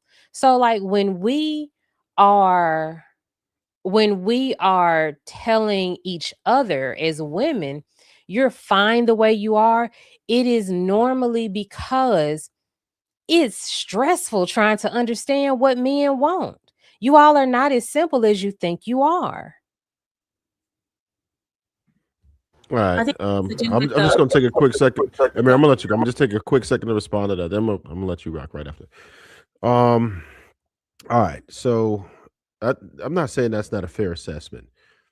However, we still can't have women just not comfortable with improving, right? Because anytime I make content talking about men, I say no, tighten up, fix your posture. We tell men, like, listen, use your bravado. You can't speak like that because you're not going to attract women. You will actually repel women, right? So these are the facts. If we understand that not all women are soft spoken, but guess what? If you decide to be soft spoken, then you will attract more men, probably more quality men, right? Just because you'll have a larger pool to select from.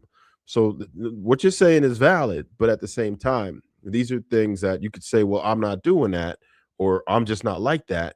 But you have to understand what the consequences or ramifications for said behavior is going to give you. That's the part about it. We have to be able to say, look, I'm willing to improve. And we know that sometimes men don't understand what it is that women are saying. And I think we are simple though. I can't say that we're not simple. Successful women, when you ask what it is that they're doing, or when you see women talk about what they do to keep their men on them, right? And into them, they say simple things. They'll say something as simple as, "Oh, look, you know what, homeboy, I got some food ready for him. I got some, I listen to him. I give him a space when it's needed. Of course, some fellatio regularly, and the simple things. It's really not that difficult to find a man that's to get him into you. Men aren't that difficult. It's the same thing. Most of us on the panel, if we put our list of 20 expectations on a piece of paper, I guarantee you at least 15 of those are going to match up. You could challenge me on that. Like, it's simple. Men are simple. If you're willing to listen, right? If you're willing to listen, that's the main thing. You have to be willing to listen to the men. Like, all right, this is what they want. And it's damn near universal. Most of the traits that men want, if you just took care of the top 5 core things that men want, you'll be able to maintain almost every man. And for the most part, it's the same. I think it has to do with how women and men are taught how to live in the world. Nice to see you on the panel. I was watching you guys in the background. I just wanted to come say hi. And when you see women are born with their value, and their value decreases over time.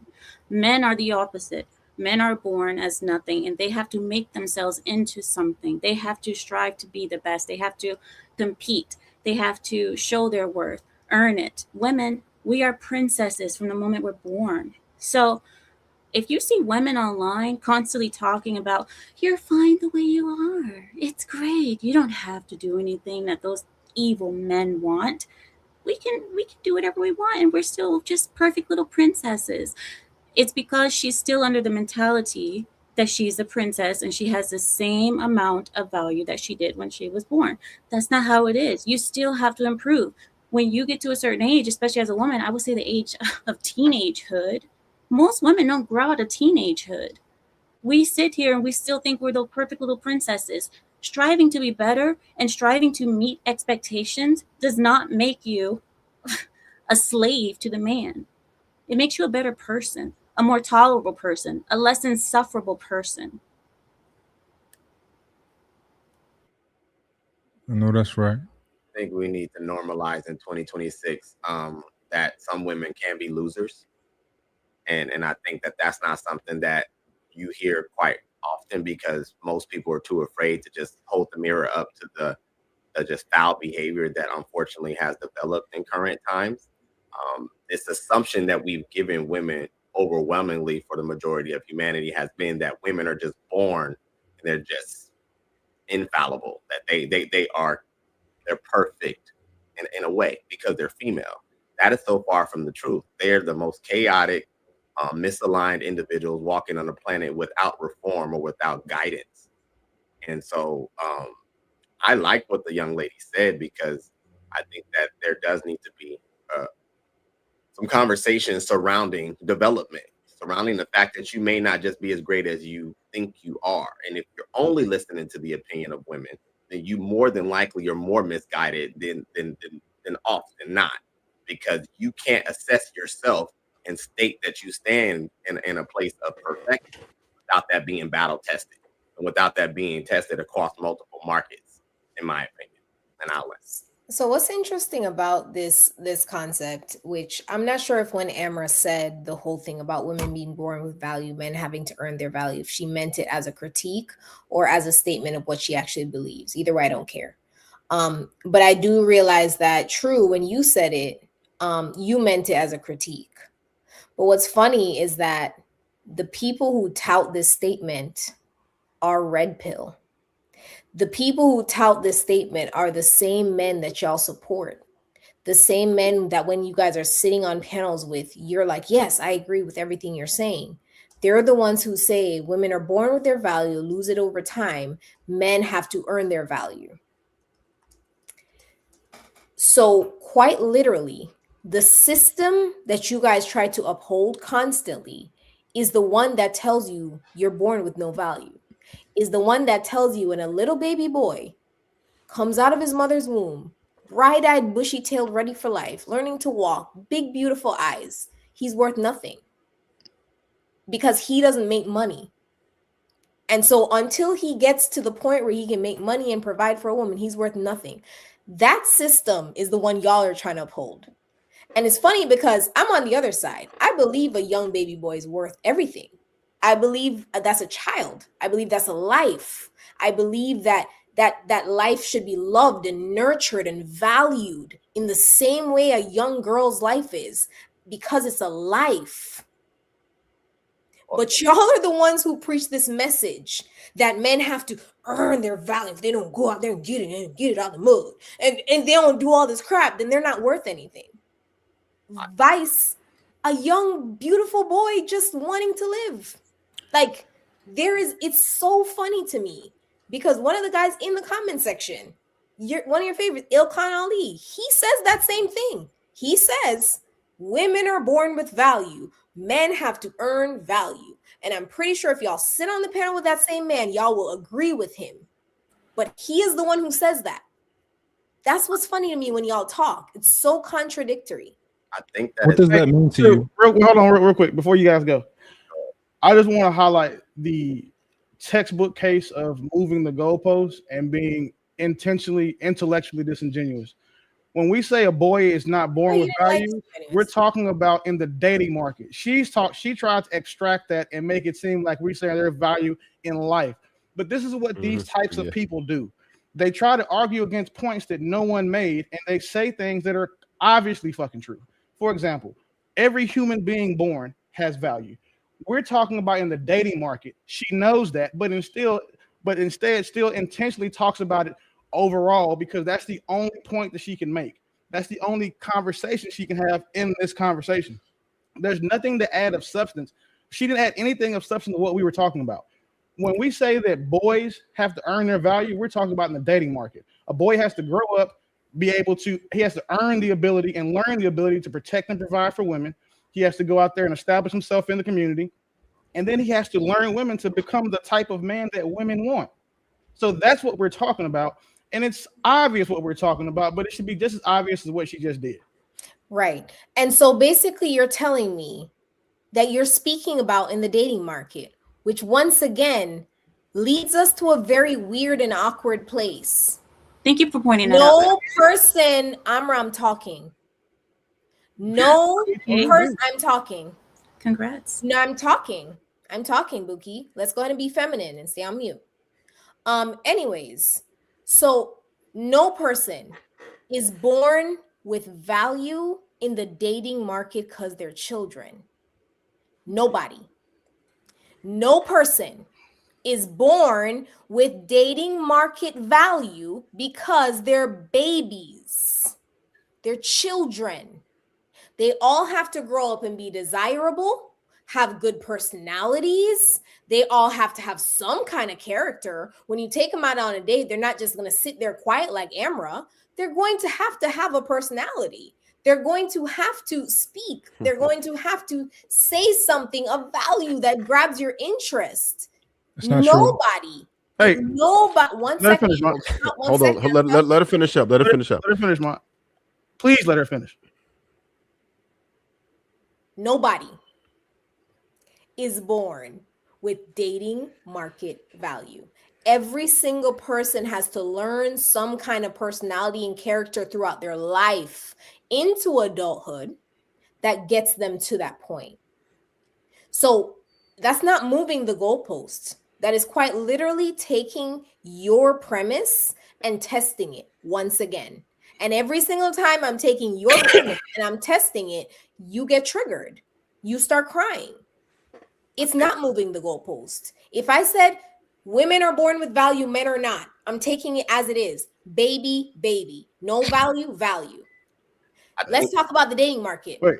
Dating market. Both people have to have a personality. A woman cannot show up to a date with her ovaries and say, I have ovaries. Here's my value. No, she's going to have a personality in some capacity. She's going to have to be pretty. She's going to have to be something. She's going to have something else other than her ovaries and put on the table and say, because I'm a woman, I have value. No. Pretty. Hey, Dan, can I? True. 1 second, big dog. Because she was three things, right? One, I think that tonight we've proven that the word pretty is subjective. Two, absolutely. Yesterday you told me, and I'm giving you flowers because I was like, no, this nigga is tripping. You said sometimes you just gotta let people talk. If you let people talk, there won't even be a need to respond because the people with sense will understand, like, hey. So I appreciate that. But three, Ali, the rest of these guys that understand what we're talking about. Again, you guys all see it. What happened was we were having a conversation, and this is what these women do. It's all like, listen, black feminist women are the worst thing that happened to black men since child support, prostate cancer, and diabetes. Because anytime we have a constructive conversation where we're trying to tell black men to do something different, they come in and saying, well, what about us? It's our fault too. It's your fault that we're like this. And it's just unfortunate because, they say, okay, well, you say black people are the most unsafe. Diabetes is going to take you out before me. He's talking. Like, and then the it's thing, going to take you out first. That's cool. I understand. I hope they take me out too. That's great. But at the end of the day, this is the thing. Go on mute. The fact that if there weren't men who were okay with this, And if there weren't men who had low standards, she wouldn't be married. If there weren't men who like had these types of issues and didn't know any better, then she would be married to a high value man. The men that the only women who hate the hierarchy seem to hate is because they can't reach those men. So unfortunately for us fellas, it is on us to make sure that when we align ourselves with women or we align ourselves with other men, it's men who are respectable. And you guys have to remember, your woman is going to tell the world more about you than your mouth ever will. So I think go ahead, True. You got it. I think in 2026, Pretty, I'm doing my best to work on becoming fond of you because I think that you could use your powers for better than spending I could teach Willie how to get healthy. Okay, well, I think that your neurons could be better, positioned to try to actually educate and provide value. And I think on his diet, yes, I can. Well, I think what you try to do is you try to over-explain things and almost offend our intellect. Like we don't grasp the concept of that at a dating level. You would more than likely be somewhat of an adult. So to overemphasize child and child, I don't know. Maybe it's your stick, maybe it's your thing, but you do that a lot. You make it seem like we're incompetent and not being able to grasp the very, very simple understanding that people of a dating age will more than likely be adults, and we will hope that they have approval to do so. So from that standpoint.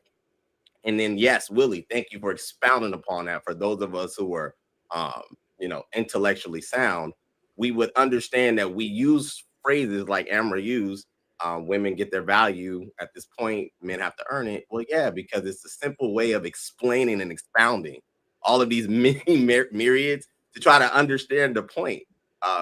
It's very true. And no, you do not have to, in most cases, be an exceptional woman to get the attention of men.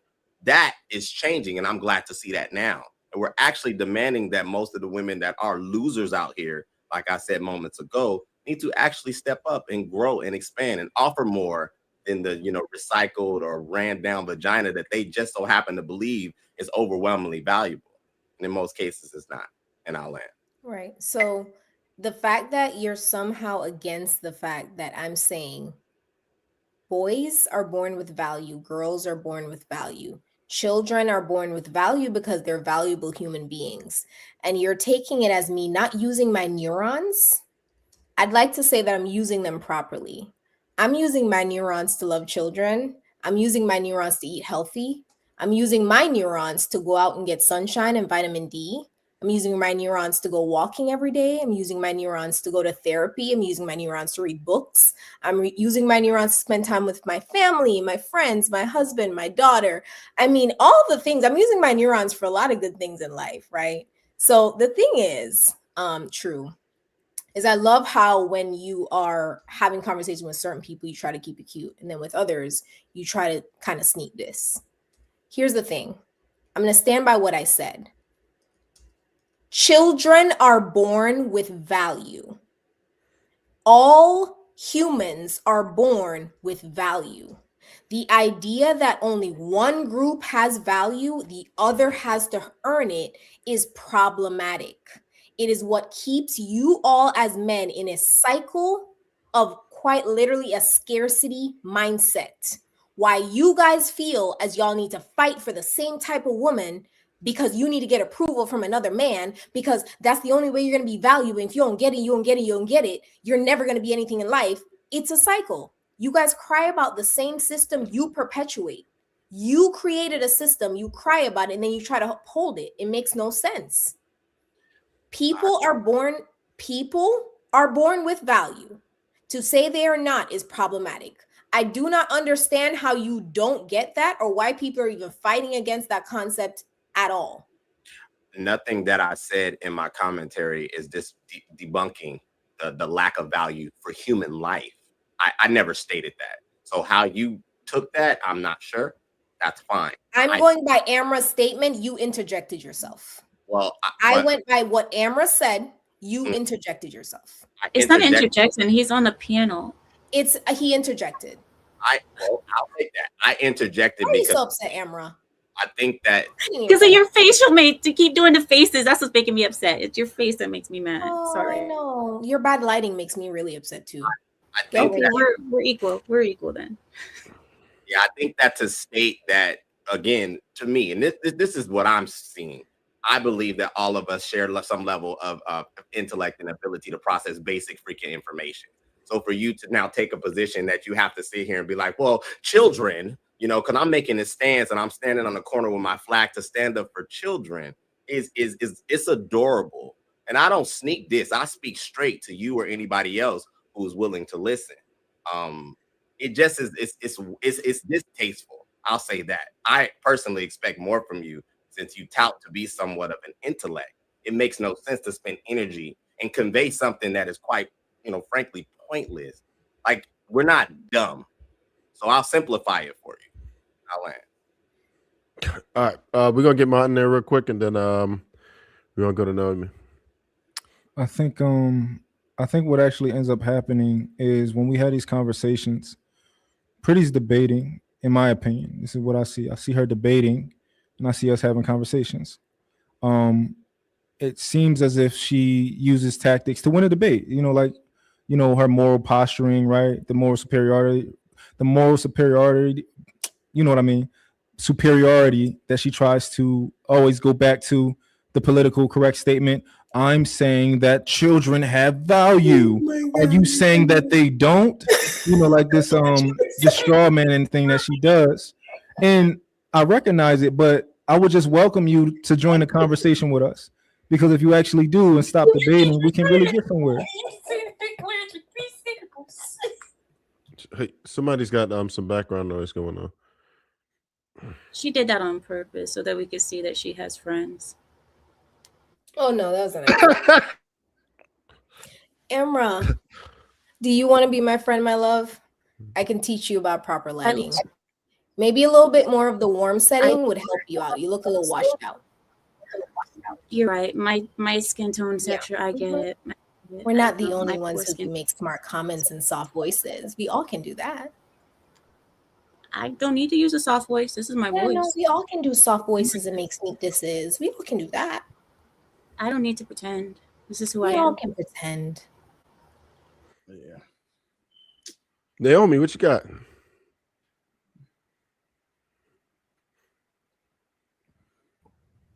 So I'm going to go back to what Amra said, and I actually agree with that. So the fact of the matter is that a woman can actually go on a date with a man, and depending on how she looks, literally get catered. Depending on how feminine and fit and friendly she is, she can get more. Women are afforded that. Men are not. Men have to work in order to get to a place of being desired. And that's what we're talking about, not the value of children and whatever else was being said. The fact of the matter is that in the dating market is if a man wants more options, he's going to have that's why women came up with that 666 thing, 6 feet and 6-pack and 6 figures. Women did that. And women are the one who push that as well. Even as far as on social media, demanding that a men take them out on like $1,000 dates and this and that, whatever. As a matter of fact, there was a list going around last year on social media about places to not go. And on some of those places, it was like, don't let him take you to Applebee's. Don't let him take you to like Cheddar's. Like, don't let him take you to any like chain like restaurants. And it was beyond me crazy that there's all these things, but then women were complaining like, you know, men aren't taking us out no more. Well, you kind of put your foot in your mouth. So as far as dating and what we were talking about, that actually stands. Men have to work to have value, and women just arrive with value. Now, depending on your age, and as you get older, your value goes down because most men desire lineage. And as you get older, it's more, a woman becomes a geriatric pregnancy by the time she's age 35, and it becomes dangerous for her to have children. And if a man is dating a woman in her 30s, he's probably not going to be able to have children. So, all of that plays a role in it as well. I have a question. I guess I would like for the ladies, but I like to start with Pretty. How old were you when you were first taught the proper way to approach a man, 45. like dating and stuff? I'm not sure the proper way of approaching a man. I don't know if I was ever taught that formally. I think I just kind of learned it, understood it through society. I don't think anyone sat me down in girlfriend school. What about you, Pearl? How are you? Who taught you how to approach a man, and when did you learn? My older brother and like his gap group. So I would say maybe like I was 12. And I call myself having a little boyfriend type of thing. I mean, the conversations get a little deeper as you get older, but yeah, I say about 12. Bo, who told you how to pursue a man? Hold up, Claire, y'all were going up to men and hollering at them? Say what? That's what I'm saying. No, I'm asking both y'all for clarity. Y'all was going up to men and hollering at them? Oh no, I thought you meant like approach, like if I was interested, like this is communication. I don't. You like pursue? Okay, pursue. I didn't get taught how to pursue men. Maybe like 17 or 18. What about you, Bo? When were you taught how to pursue a man? I was not taught at all. The people just tell you what not to do. Don't do that. Don't do that. Nobody ever taught me anything. Naomi? I didn't learn how to approach men until my early 30s. Okay. And Amr, when were you taught how to pursue a man? I wasn't never taught how to pursue a man, but I learned how to act around men, how to behave around men from very young, from just culturally. And that was starting at, 7, 8, learning how to behave around men. Okay, so I guess the consensus is most of the women on the panel were never taught to pursue a man. And it probably is a skill you've never needed. But how about you, Trev? When were you first taught how to pursue a woman? Shit. I was in elementary school. We'll just say that. This is so dumb. Elementary school. You were taught. You had to learn game and don't say this, don't say that. It doesn't ever stop because you keep developing. Even as a man, you still have to learn and grow more. You have to develop yourself, and you have to do this. You got to. It's a bunch of things that we have to do before we could get a taste of anything. How about you, M. Yeah, as young as I can remember, like when it got real bad was like 10, 11, 12, 13. That's when the men get depressing you, like you ain't, you know what I'm saying? You ain't smelled nothing yet. You ain't did XYZ. You don't got no girlfriend. That's when they kind of get depressing you. You know what I'm saying? To make sure you're on point with approaching and talking to women. It's a given that men are gonna need to learn that skill because we have to approach women. Like women we're not born typically with the value where women run up to men and just throw themselves at us. It's the way society works. Willie, how about you? My father showed me how to treat women by how he treated my stepmother. So I started it from the time I was 2. I watched what he did to her and what she did for him. Say, hey, you know what? That's probably what I want my girlfriend to do for me. So, but nobody made a specific effort to tell you how to navigate around women. Or? I was raised by my father solely. So to pursue them. Yeah, that's my point. So what my pops did with me was he emulated what he wanted me to imitate. That's what happened. He didn't have to say he wasn't coming to me like, hey, when you gotta have game, you gotta be smooth. He didn't do that. I got that from like my cousins and like uncles and that's shit. That's what I agree with because it's not necessarily just your father. It'll be your peers. It'll be the people, the kids that's a little older than you, cousins, all that shit. So even if it's not your father, because keep it G, some of us didn't have fathers around at all. So but you were still taught. It was still the norm for men to be shown this is the way. We had to learn that skill set from somewhere. So if you look at it that way, right? I say that my father taught me how to treat a wife. My peers and stuff told me how to fuck hoes. Ooh. I mean, What excuse me, you, sleep with women. My bad. What you true? Yeah, I was a young pup. I got the indoctrination around 7 or 8 years old, watching my cousins. You know, I grew up in the era where they would put the R&B song on. He'd call, call his line of girls, play the music in the back, all that. I was just, I was fascinated because it was like 15 girls he had to call in like an evening. I'm like, this is wild. So, I think so we got to jump into some super chats real quick. No, was you gonna make a larger point on that or no? Yeah, because I do think it's interesting how when it comes to like this conversation about value, whereas men literally have to be taught to pursue women, and we are taught to pursue women. We're like a lot of everything that we're taught is about women, whereas when it comes to the other side, when it comes to women have 3,000, 4,000 men who are interested in them, and they've done nothing for it, right? They don't have to do anything for it. You can be walking outside and you can think that you're the ugliest day you've ever walked outside, and men will still approach you and want something that you have.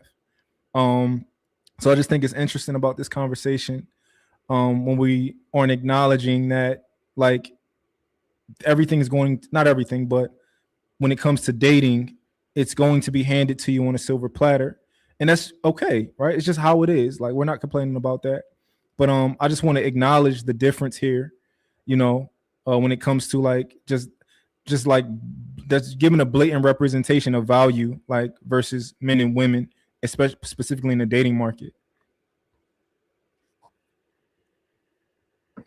So your point is women gain value just by existing, right?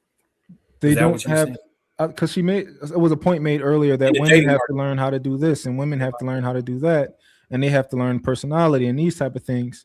And my pushback is that they don't have to learn anything. They don't have to learn personality. They don't have to learn how to treat a man. They damn sure don't learn how to pursue a man. They don't think that they should ever be pursuing a man. They don't think that, men pursue them, and that's fine. But yeah, that's just the point I was making. So that's, once again, that would be a false equivalence, because quite literally, even though y'all love Amara, y'all don't be listening to that girl. That's crazy. Because what she quite literally just said was she was taught how to behave around men since she was 7, a wee lad. She was taught how to behave around men. That would be conditioning a personality. That would be conditioning a way to act, so that when that man does approach, he gets something back from you that he deems to be appropriate, and he continues that pursuit. So even though you asked the incorrect question, you asked a question that was meant for men, but you asked it to women. You said, when were you taught how to approach men? And that's why you got the answer. We were not taught how to approach men, which would be a correct answer. However, if you were taught, when were you conditioned and groomed how to act around men? We would have probably answered it differently, because once again, we both get taught things. It's not that the women are just sitting here as feral children for 18 years, and then all of a sudden, you now go on a date. No, you also are conditioned just like a boy is. The only difference is a boy is conditioned to chase and a woman is conditioned to be chased. It's still conditioning. You asked the wrong question, sir. Why did Amara catch a stray when she's gone? You called that young lady a okay. lad. You don't call women lads, they're lasses, but that's fucked up. Yeah, sure. You'll be okay. That's cool. I don't know why that's the part you got from what I was trying to say. No, I just wanted to highlight the sneak this. Lassie, you okay? That's all. That's it. Sure. You didn't say it when she was up here. You good enough? You got it?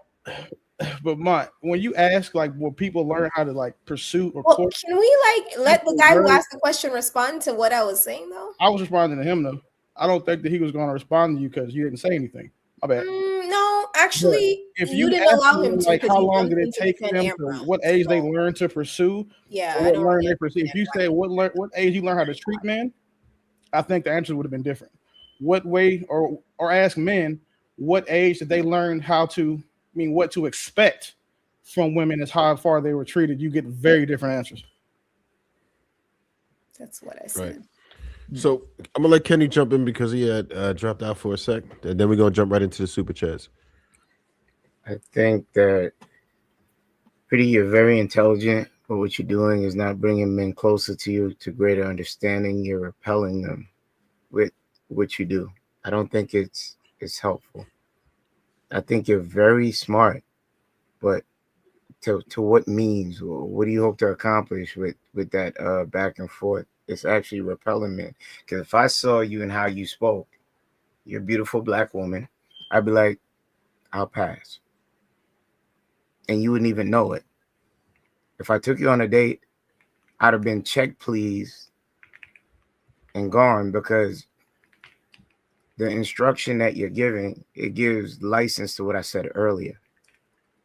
Men don't want that. Men are simple. You can talk to us in a certain type of way where you can get a greater effect. What you're doing is not very effective. As for having somebody really get your point, they'll want to fight it. I think that you have great qualities because I've watched a couple of shows, but I don't think you have to grandstand as much as you do. You are intelligent. You don't need to keep proving it and beating a dead horse. As for this topic right here, come on, we do better. We're all adults. We know what will work and what doesn't. As for the comments, it should be a concern because a lot of women have these outcomes and they're lonely playing the game by not doing it the way the instruction book says so. The patriarchy is the thing that allows you to speak this way, Pretty. If you were in a Yemen or some other country and you spoke the way you spoke, what would be the end? It wouldn't be kind. So the patriarchy works. And if you're biblical, God, man, woman, child. Which one of the 14 parishes you grew up in? I'm not sure. Maybe you will tell me. But I see inherent value in you. You just need to turn down the volume a little bit. I'll drop it there. It's very eloquent, Kenny. So Good shit, Kenny. I'm gonna say this: telling me the patriarchy works and then bringing up a better version of patriarchy where women have even less rights is not a flex. That was less dumb. rights now. No, that was dumb. That was dumb. That was dumb. No, Buki, that was dumb. I'm not your Buki. My name is Ken. Right? Like, so here's the thing. You brought up another version of a strict patriarchy. Women have even less rights. To give me an example of how the patriarchy works. I'm gonna need y'all to get better at this argument. Okay, 50 That years ago, sounded would like you do you were what you're trying doing to now? threaten me by saying, hey, if our patriarchy worked better and we weren't so deeply embedded in capitalism to where we can't afford our system, so we need women to work, thus women are able to leverage their rights, you wouldn't be able to talk. But because of the fact that we live in this country, that we need women to work in order to maintain the system, because we haven't figured out that quite literally capitalism is eating the possibility of patriarchy here in the United States. We're just going to go ahead and try to weaponize other versions of patriarchy against you to make you feel like you have some rights here, so you'll be thankful about it and shut up. I won't do that. No one wished to take away your voice. Kenny, I think women should understand that the patriarchy, like women who think, act, and conduct themselves like her, I will give her benefit of the doubt in saying that she's just as insufferable in real life. The patriarchy is why men aren't punching her in her face. The patriarchy is why no one is doing anything to her when she does these disrespectful attacks and slights and sarcasm, because the patriarchy has told men that you don't hit women no matter what. So I definitely think that she likes patriarchy in that sense, because if she didn't, and man resulted to their base nature and their base instincts, she wouldn't talk like this. None of y'all would. Women wouldn't be talking to men crazy. Women wouldn't be doing all this sass and stuff because they'd be getting slapped in their mouth. So you brought up what happens in Yemen to highlight a consequence of the way she acts in America. Because if she was over there, those men are allowed to beat their women. Those men are taught to beat their women for disrespect because they are in charge of what those women do. That's why you brought up what happens in Yemen. I understand that, but when we try to say, well, you brought up something that was, a bad Dumb. example of She a said work dumb. She patriarchy. said dumb and Oh, called me yeah, I'm bookie. sorry, dumb. That's the point. Like this is the point. Like y'all keep responding to this, like the stuff she's saying, champ. Just let her talk, because what's going to happen is like you gave her flowers. When Shaq or somebody clip this, they gonna get on you too, because they're only gonna see that 3-minute span, right? And they're gonna see you trying to give her flowers, like the same thing Mont does sometimes. But Mont is calculated with it. You end up in these clips giving her flowers, they're gonna think you as batshit crazy as she is. That's why I said you don't have to respond to everything. So Willie, at the end of the day, the same patriarchy and the man stuff that we're taught, if she was in danger, I would have to put my life on the line to protect her. No, you would not. No, you wouldn't. I think it's really funny that Willie keeps saying he's not going to respond to me, but he responds every time. I'm responding to Kenny while saying he's not responding to me. Like okay, every single time I talk, Willie's like, so the thing is that what you gotta remember as I pick up my soda and drink more 200 calories at night at 12 a.m. is what you need to remember is stop responding to these women. So while I take in calories after the sun has gone down, I'm gonna tell you, you need to stop responding to these women. Stop responding to these women. Every single time I talk. How about one of the times you practice what you preach and stop responding to me? So Willie, to answer to you, I would. Not your phone. I get it. Willie, speaking to you, I would, because I come from a place where my cloth is, even though a woman may be a little bit long at the tooth and behave a certain type of way, you still protect your village. Good, bad, or indifferent. So now this is where we disagree, Kenny. Yeah, I know. Okay, I think we've had this conversation before. Yeah, we have. We protect the sheep and lamb. We don't protect the hyenas. So she missed the buttery part where I wasn't trying to play her. I just don't see how effective it is. And I've seen other women give you pushback on your rhetoric. So it's not just one-sided. So it's not just like the men jumping on you. You understand? Because that's like not conducive to anything healthy moving forward. And you'll just be growing disdain within people that want to talk to you, because you do have a good head on your shoulders. I've watched, but I don't think your points are very effective the way you handle them. And I'm guilty of it, because if you watch prior shows, I've been obnoxious. I've been an ass. I've talked to people a certain type of way, but I don't intend to carry that on. It's progress, just like the patriarchy. 50 years ago, you didn't have the rights that you do now. That's what I was trying to point out. It has progressed. It's not perfect, but it has progressed, that you're able to be condescending to intelligent men and women, and there's no consequence for it. I think Willie made a good. I think Willie made a. I'm sorry, I didn't thought you was finished. Nah, in closing. Yeah. Because I think Willie made a great point that I'm sure all of us can agree is like objectively that that good men essentially give pretty protection from bad men who want to do whatever they want. So I'm pretty sure you can agree with that to some degree you're safe to some degree, right? By men? No, I'm safe because I own weapons. So you don't think that you would never sue anybody, you would never call the police, you never do any of those things, right? That's something that you're just not. I would after I defend myself with my weapons. Yeah, but so Hey, wait. Mom, let me ask you a question. How tall are you? Pretty. If you don't with mind. Or without my shotgun. With or without your shotgun. How tall are you? I'm 5'3"3/4. And how much do you weigh? I'm gonna guess 125. No, I weigh 135. 135. You're 5'3", 135, and you'll take on a man. No, I'm not gonna take him on. I just said it. You said a shotgun. So now I'm picturing you with a shotgun. These are Willie's military. The recoil on a shotgun, 5'3", 135. What's the recoil on that? I'm fully aware. I'm fully aware of how that works. You understand that? Like when you purchase weapons, you actually have to like make sure you can use them. You don't have to. You don't have to. Most people don't. It would behoove you, but you don't have to. Yeah.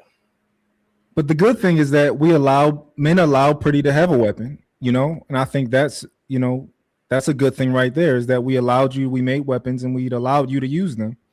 So you should be thanking men to some degree, No, right? I'm gonna say I live in the South. I need to make sure that I know how to use my weapons because I live around white people who know how to use their weapons. So therefore, I need to make sure that I know how to use them. So I make sure I know how to use them. Without no disrespect, are you a militant feminist? Are you a militant feminist? Man, that's like asking an African if they mustard. You know they're not gonna tell you the truth. Why the xenophobia and how is that funny? I'm not honestly, like I didn't laugh. no, I'm not talking to you. She wants to divert. She was about to lose. She wants to change the argument. I gave her the out on purpose, man. One second. You're welcome, sir. I did it on purpose. Yeah, no, I got you. You thought that was really cute. I mean, they can be musty, but they're gonna live longer than you because you are actively unaliving via diabetes and hypertension. So I need you to not be trying to come at other people when your health is at risk. Okay, we see that you are obese, so stop. Willie, don't take the bait. So no, it's not about taking the bait. She said He wanted to throw shots at Africans about being musty. Let's go ahead and tell him about She's still growing into her head. He should be advised about. Okay, drinking soda at 11 p.m. Drink some water. Like do that. Pretty. But 1 second, because she felt the need to jump in. Water the is militant feminist questions unnecessary. I don't understand why we're going down this track. You said the initial question, let's go reel it back in from the musty Africans and his hypertension. Let's reel it back in. The initial question from the extremely handsome intellectual was, how do you defend yourself? And I said, I have weapons. And he claimed that I needed men to defend me. And I said, no, I can defend myself. I have weapons. You started asking me about types of weapons, my weight, my height, militant feminist, all this nonsense. Go back to the point. What is the point of your questions? Men allow you to have weapons. No, I'm talking about Kenny, sir. He was asking me those questions. What is the point of your questions? My point is to see, do you see, because I've tried to like hit you from different angles, do you feel your way of communicating to men is effective?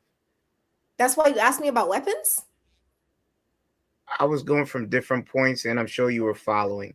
And if you're not, this is recorded. Oh, okay. So I'll say this. My way of communicating to men is not effective because I don't intend to get through to men. All right, we're gonna jump into some super chats real quick. They're about to pop up, and we got another clip we're gonna be popping off. You want me to read them? Yes, sir.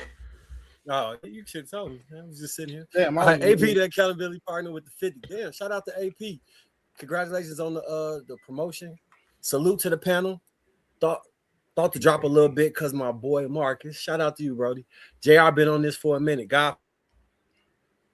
Salute, strong.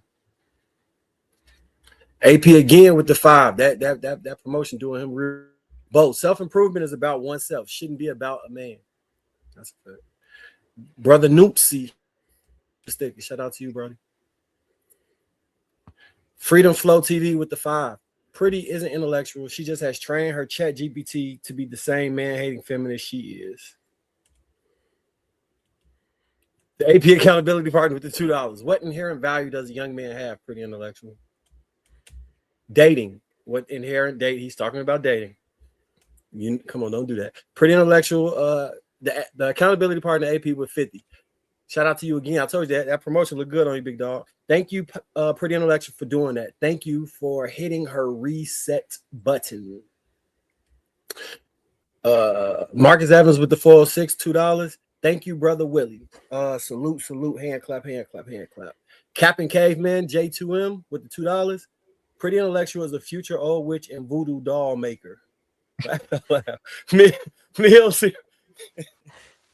You see Tales from the Hood too, where they had the niggly dolls. Anyway, Mills. All the ladies look good tonight.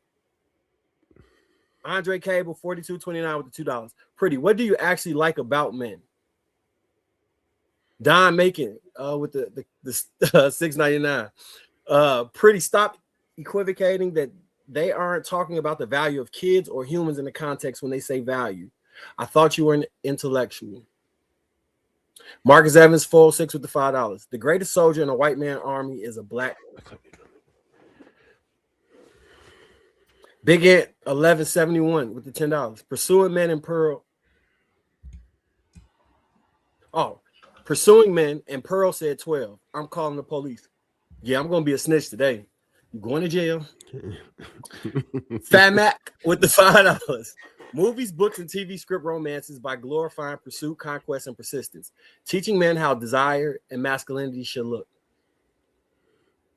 Unc be streaming with the $5. Average at best, idiot missed the point. If women don't even have to pursue and we have to be taught the playing field is not the same at all. King Jamal with the 1999. Salute to you, big dog. Naomi, you were right. Most these other heifers don't want to be help accountability to their creepy attitudes. Wait. All right. Marcus Evans, the 406 with the $5. Question for Willie, Kenny, and Trev. Do y'all think Pretty Intellectual would keep the same energy if this was a white panel full of white people? No, I think she would turn into a mammy. No, I think you're turning into a fatty. I'll be honest. I think she probably would have the same energy. I don't think she has a disdain for black men in particular. I think it's oh man, I think it's higher with white men. I actually do think it's higher with Thank you. I think she's putting up this is a protective thing that she's doing because there's something else. This just can't be. I'm looking for that ta-da. I think every time we on here with Pretty, I honestly do think she does learn, and I do think she's getting better incrementally each show. So we're gonna keep going. We're gonna keep chipping away. I don't think what you consider learning. Be streaming with the $5. Average at best idiot has all the outcomes, but none of the answers. Where her husband and family at? What has these ideas done for her? She a loser. Be streaming with the $2. I can tell a woman with a toothy womb. Oh my God. Did y'all see that movie? That's crazy. Bro, that's crazy. Oh my God. That's a scary ass movie. Official Mama G. Gifted 1 membership. Naomi, is that you? Yeah, all right. Uncle B, that's a good picture. Uncle B streaming with the $5. So she just walk around with a shotgun like Ash from the Evil Dead. Just got a boomstick strapped to her back. She's stuck on Goofy. Uncle B streaming with the $2. This is what happens when women are non-select. Elkin Ali with the $9.99. God don't make mistakes, but he fell asleep when he made Pretty. Viz the Poor with the $2. Kenny got a crush. Oh, my brother Viz. See, you got a 360 wave now. Nice. Andre Cable with the 42.29 with the $2. Props to Pearl and Naomi. We see the femininity. Salute to everybody. Yeah. You're welcome. You guys are welcome for that. You left some. A lot of those was directed at you. You want to respond to anything real quick? Or you? Yeah, I think it's only fair. Oh, there's another one. All right. Prophecy to Savior with the $10. At this point, I blame JR. I understand we want the clicks and views, but since the pandemic, women have come on your show and showed disdain and contempt for black men. Why is misandry tolerated here? Oh, all right. I wouldn't. The AP accountability party with the 5. Nah, bro. I wasn't talking about dating. Men are born with value. We have to learn or earn it. Earn it all. Okay. Right. Yeah. So we got another clip coming up. But if you want to respond first, we'll give you a minute or so. You know what I mean? If you wanted to address any of the not particularly. I just like to say that you're welcome. It's clear there's a lot of triggered men here. The good thing is that I'm not planning on getting through to any of you. My point is making sure that if there's any women here who are not used to hearing somebody outspoken, that they hear it and they hear what they need to hear and they hear it unapologetically. I'm the feminist that y'all hate, right? I'm none of the things that you think that feminists are. And that's what I love about these conversations. You guys assume every single thing you want about me. I'm a baby mother. I'm overweight. I'm single and lonely. I don't have anyone. All the things that I laugh every single time because none of it's true. But I'm never going to disprove the allegations because the point really isn't about me. The point is actually to make sure that women are hearing what I'm trying to say. And I say it succinctly and I say it in a way that makes sense to them. So I don't need to make sense to y'all. And so I'm are happy you? that y'all are motherfucker. So wait, are you going down the road of Princella by any chance? No, She married with a I'm husband. a heterosexual woman. I do not want to. Now she is go down the one. road She of just Princella. lost the love of her. That's nice. I don't intend to go down the road of her. Okay, I'm so not going I don't down want the to get road. I'm off. just trying to speak to Black What are women. you trying to teach women that you I'm trying shouldn't to be trying to speak teach to Black men? women. I'm trying to speak to Black women. What are you trying to teach them? Because your rhetoric, from what I hear, that would be divisive to them becoming closer to us. Tell me what I'm missing. I'm open for correction. Why is it about you guys? I just said I'm trying to speak to Black women. Why did you bring yourself into it, Kenny? Because we're not I segregated. said I'm trying to speak to Black women, not Black men. I said I'm Okay, trying to speak so to the Black reason women. I'm saying that is because we have a divide. So I want to be at the door to hear what you say to Black women so I can learn. And if you tell me it's a girl's room only and I can't learn your POV as for why you feel it's so effective that you need to get this message out to Black women, I want to know what you're saying. And I think it's fair for me to want to know what you're trying to convey. And me putting the name Princella up, I want to know what you're doing. Are you trying to poison? I'm not familiar with her content. I just know that we don't really align on what I've seen from her on that one little Jubilee show. Like I don't know why you're bringing her up. I don't follow. No, I was just giving a comparative because I'm not seeing I what you're can't doing. speak That on you her said, because I'm I only don't here for know the her. girls. Because when I don't she know the says, lady. okay, when she says I'm only here for the girls, Mhm. she's really only here for the girls. So when I hear that, that's Oh. like, okay, let me ask you a question. Okay. Let me see where your POV is at. And you just told me, mind your business. I'm just here to speak to the Black women. Mhm. And I'm there like, nah. Come Like for clean. example, right? Like every single time I've spoken, Willie has directed his responses to the Black men. Why do you Willie worry? is here to speak to the Black men, right? Willie wants to speak to the Black men. Nah, He's trying to give he's y'all here to speak one to second. everyone. He's trying to give y'all advice. He has said, "Hey, man, don't do this. Do this. Ignore them. Good for him." He said, "Kenny, don't do this. Don't do that. Like he's directly speaking to the Black men, which is good. Let him speak to the Black men. I will speak to the Black women. I don't understand why we're diving into my side when clearly this entire time Willie has only been speaking to the Black men. So it's kind of a similar thing. I'm not really understanding what the problem is. Can I clarify? All right, it's that clip my time. people- It's I clip time, y'all. Sorry about We got a that. clip coming up. Black men and women, just not hyenas. Real quick, you got it before the clip.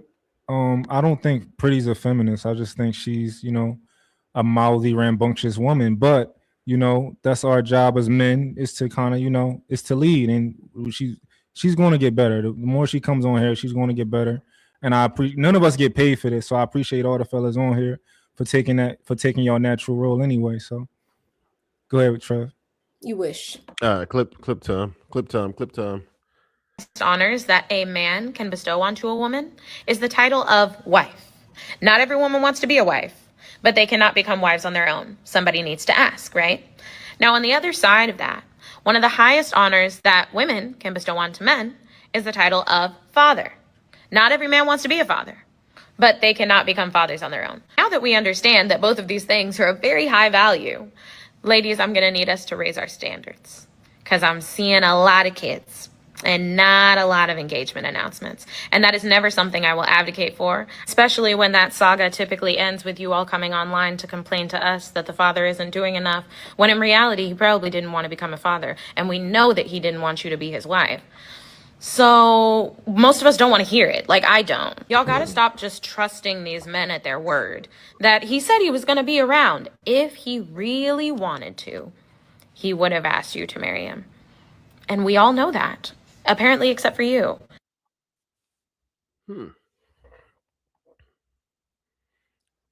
But what you got on that?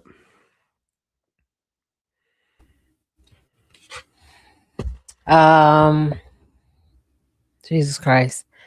I feel like one, I personally am tired of hearing people's feelings about such a complex situation. Yes, she could be right, and she could also be wrong. I think that people think that way about everyone's situation way too much.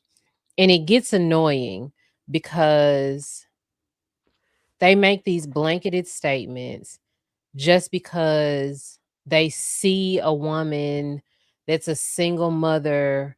They don't know that woman's situation. They just see a mother and kids, and the father's not there. Automatically, she chose wrong.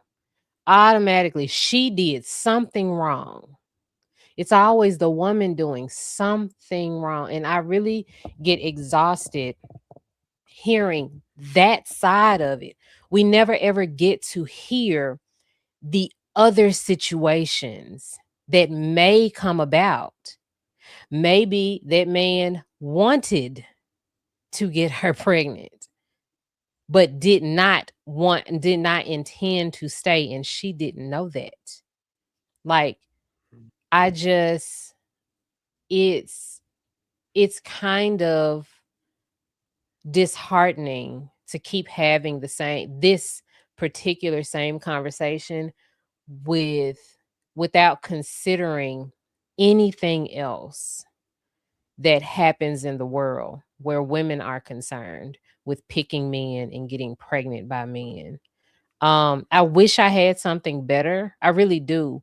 But it is extremely exhausting to keep hearing that same narrative over and over and over again. And we don't address what the men are doing or not doing. Willie.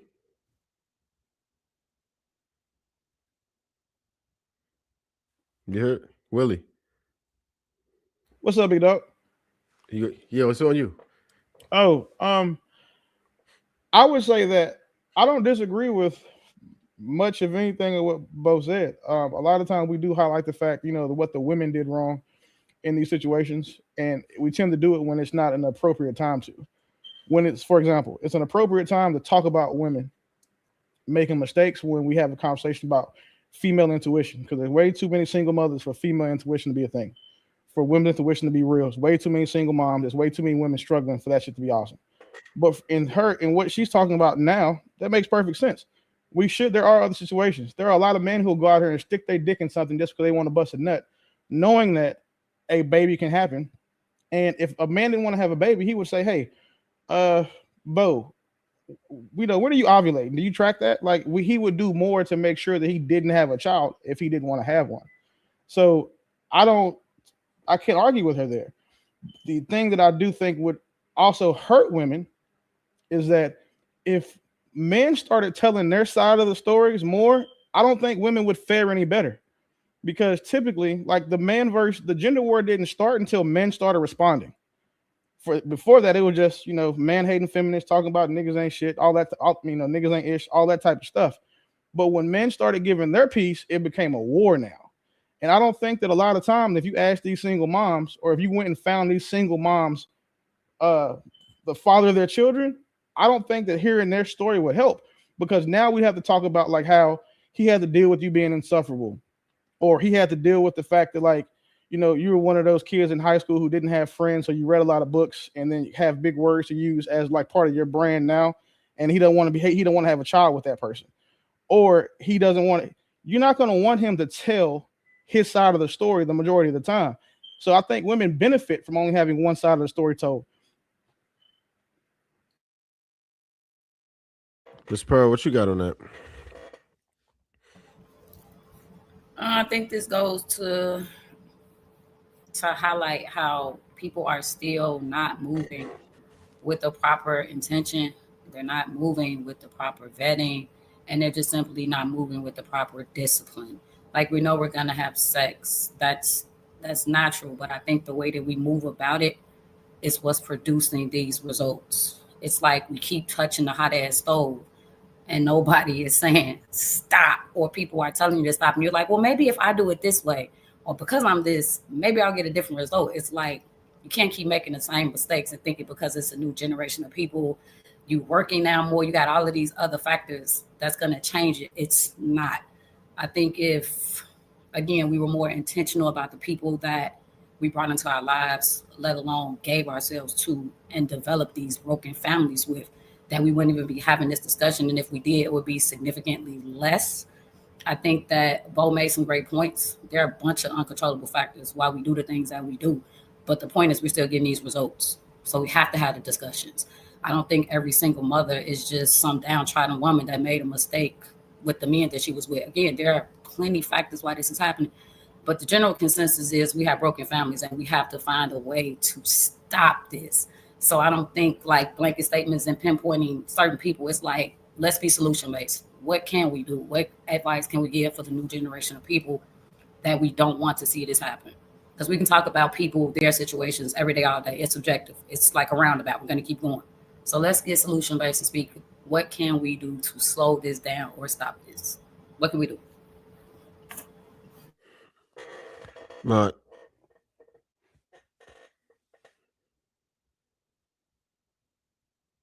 It's muted. Honestly, I think when it comes to this, I think women control the flow of sex. So, and I think men are like the water to the dam, and the women are like the dam. It's like women, they control access to sex. I'm not saying that like men have no responsibility at all. I'm not saying that at all. But I truly do think if women actually took that responsibility a little bit more serious, then things would look a little bit differently. But I'm not absolving men, because I guess technically men could stop being so naturally obsessed with women. But I just think it's natural. Like we talked about the pursuit thing earlier. All this, 3,000 men gonna pursue you, and you pick the one, you pick the two, whatever I don't know how many bodies y'all got, but you pick them. So yeah. Naomi. So this particular video, I think the only thing that it highlights is the fact that something that we keep talking about over and over. It's more toward, marry before you carry type of thing. And even though that is something that I do like support, what's exhausting about the conversation is that there's no, like, I would say, like, accountability on it. It's either men aren't disciplined enough to strap up, or women aren't disciplined enough to not allow them in, type of thing. And the fact of the matter is, to be completely honest, it's kind of everybody. It's kind of both people's fault.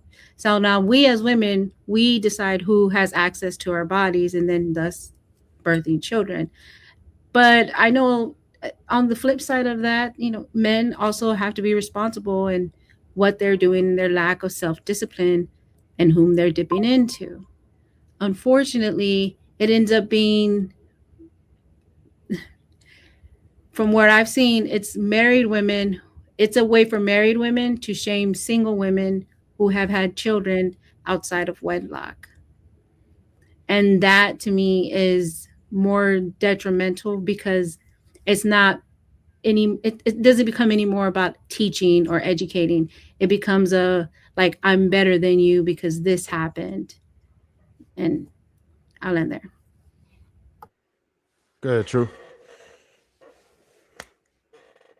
I think that we need to encourage young ladies and equip them with the information for them to understand that their vaginas unchecked are very dangerous. Vagina management should be a thing. Honestly, I would be dishonest if I said that there's no responsibility on the male counterpart. I see your face pretty. I appreciate it. But it what becomes exhausting to me is the fact that we still make it seem like this is a miraculous thing. Babies, the way they're born, we know how that happens.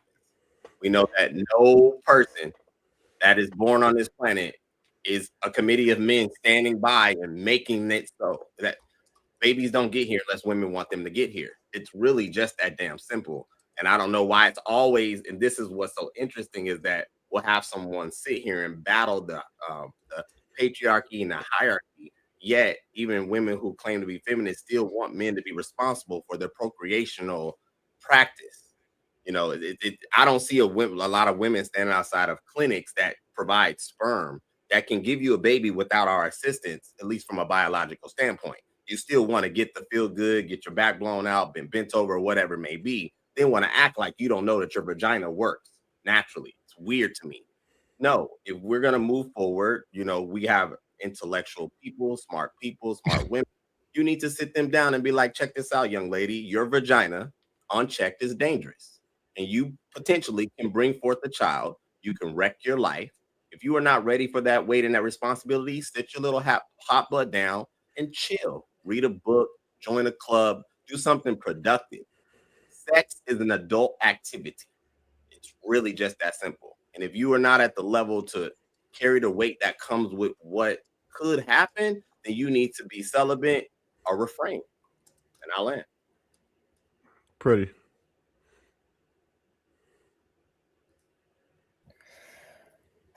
I actually don't fully disagree with the concept that I think women should like completely block access to their vaginas from y'all.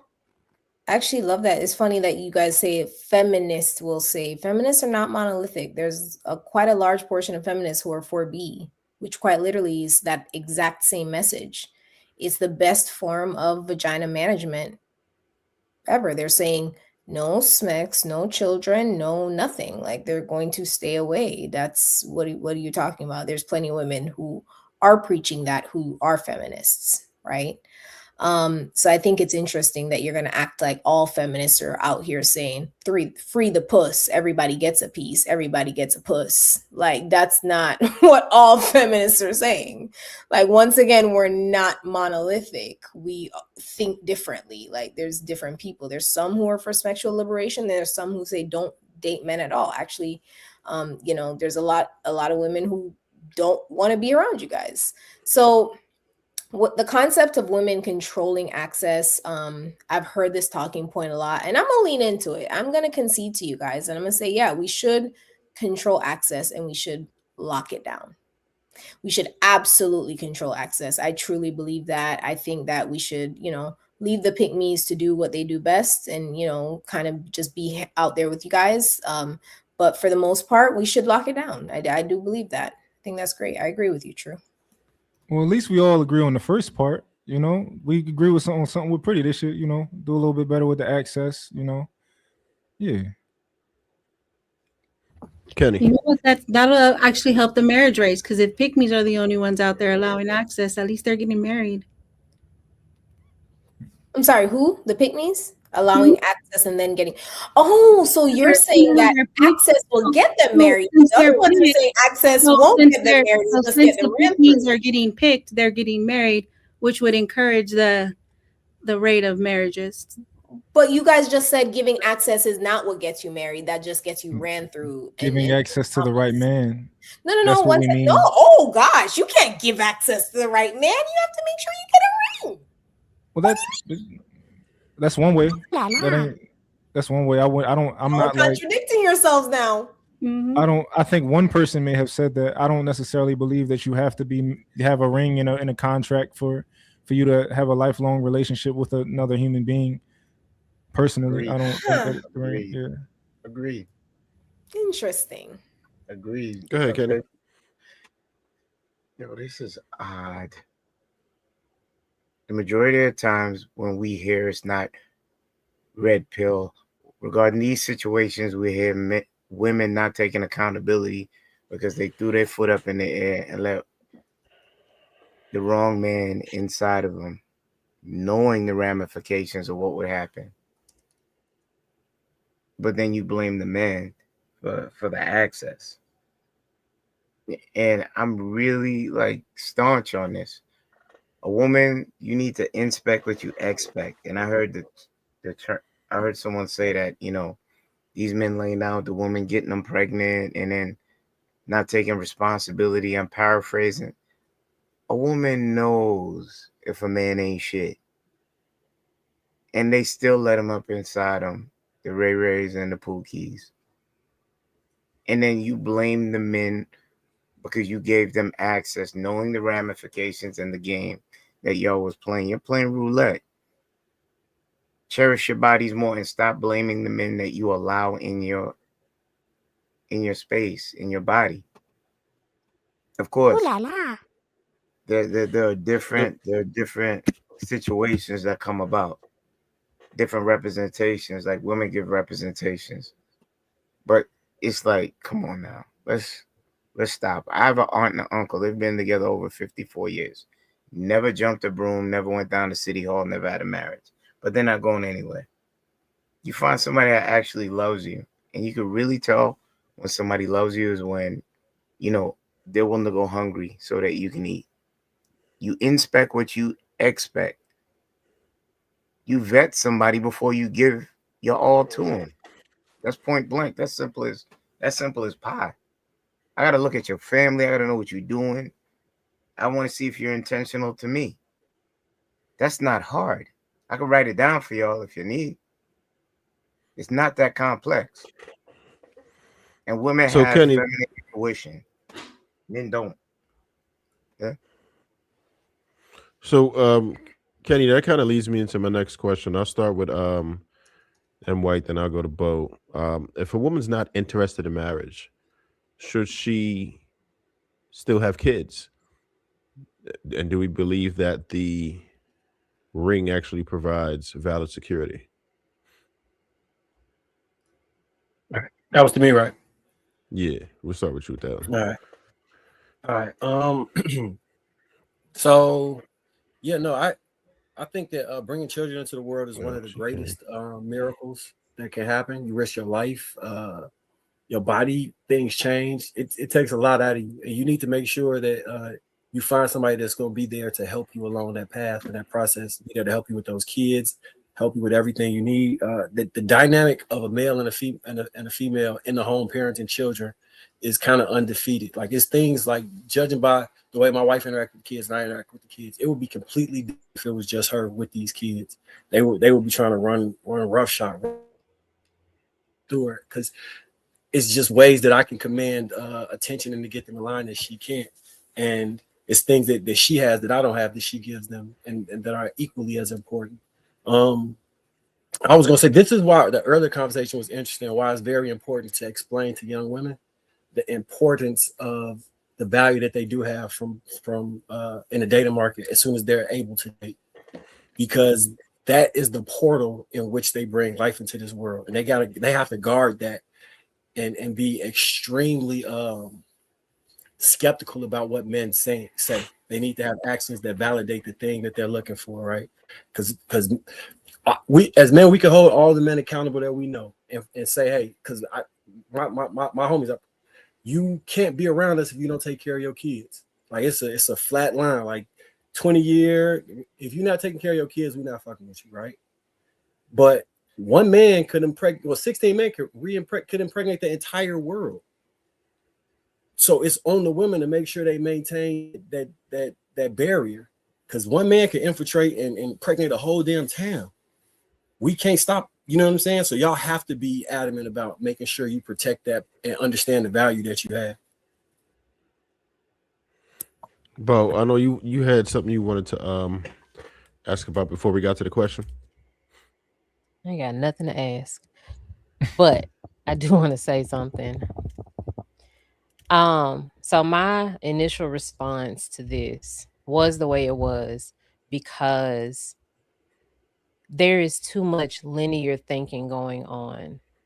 And until there is a conversation that can be had that doesn't exist in a linear type of way, Like, it only one thing can exist when this conversation comes up. It's always what the woman isn't doing and all of that. Women are gladly holding other women accountable.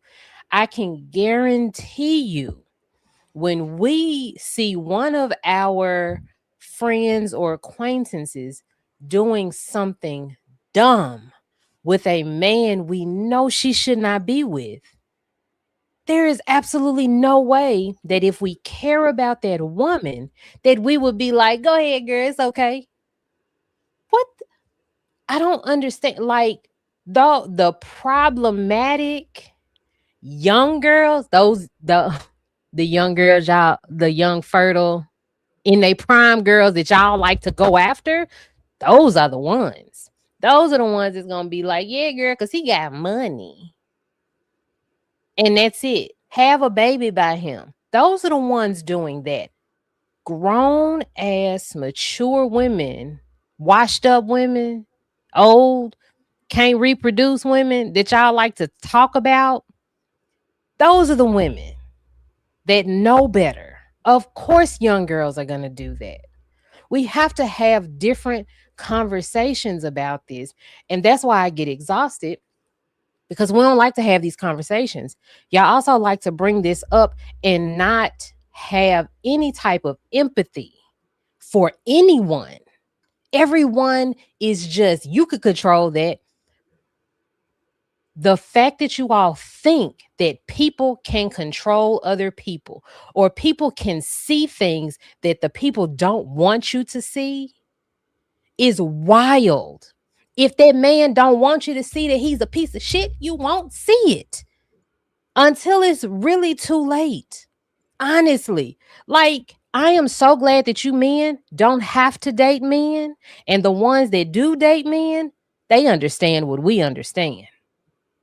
It is a thing. Like, I don't understand why y'all can't listen to us.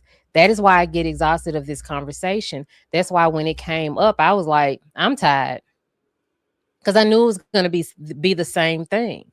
If you all want us to hold women accountable, you need to hold men accountable. And honestly, start by teaching them how to read, because it is crazy out here. Teach them how to read and as well as comprehend, because someone was in the comments talking about evaluating and he meant ovulating. It is listen, get your men. Get your men. Stop talking about women. Y'all don't have time.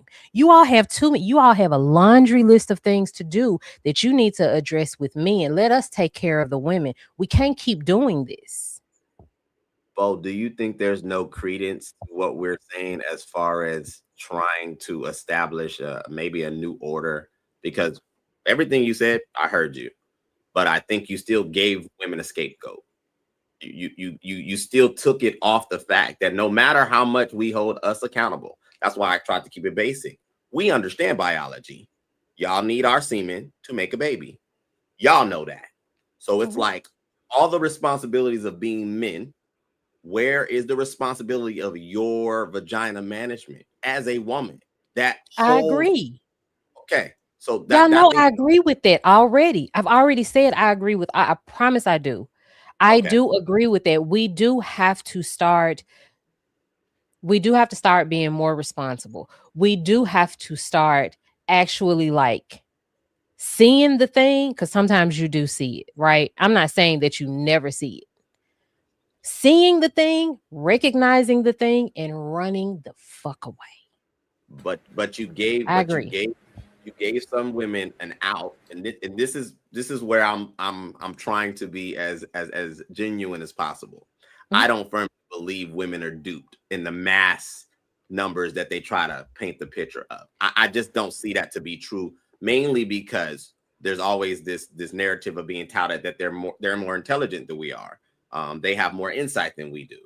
And so how is it possible that most of the time that they're interacting with a man, they're duped? I don't know that to be true in my observed experience. And there has been a shift in energy, maybe generationally.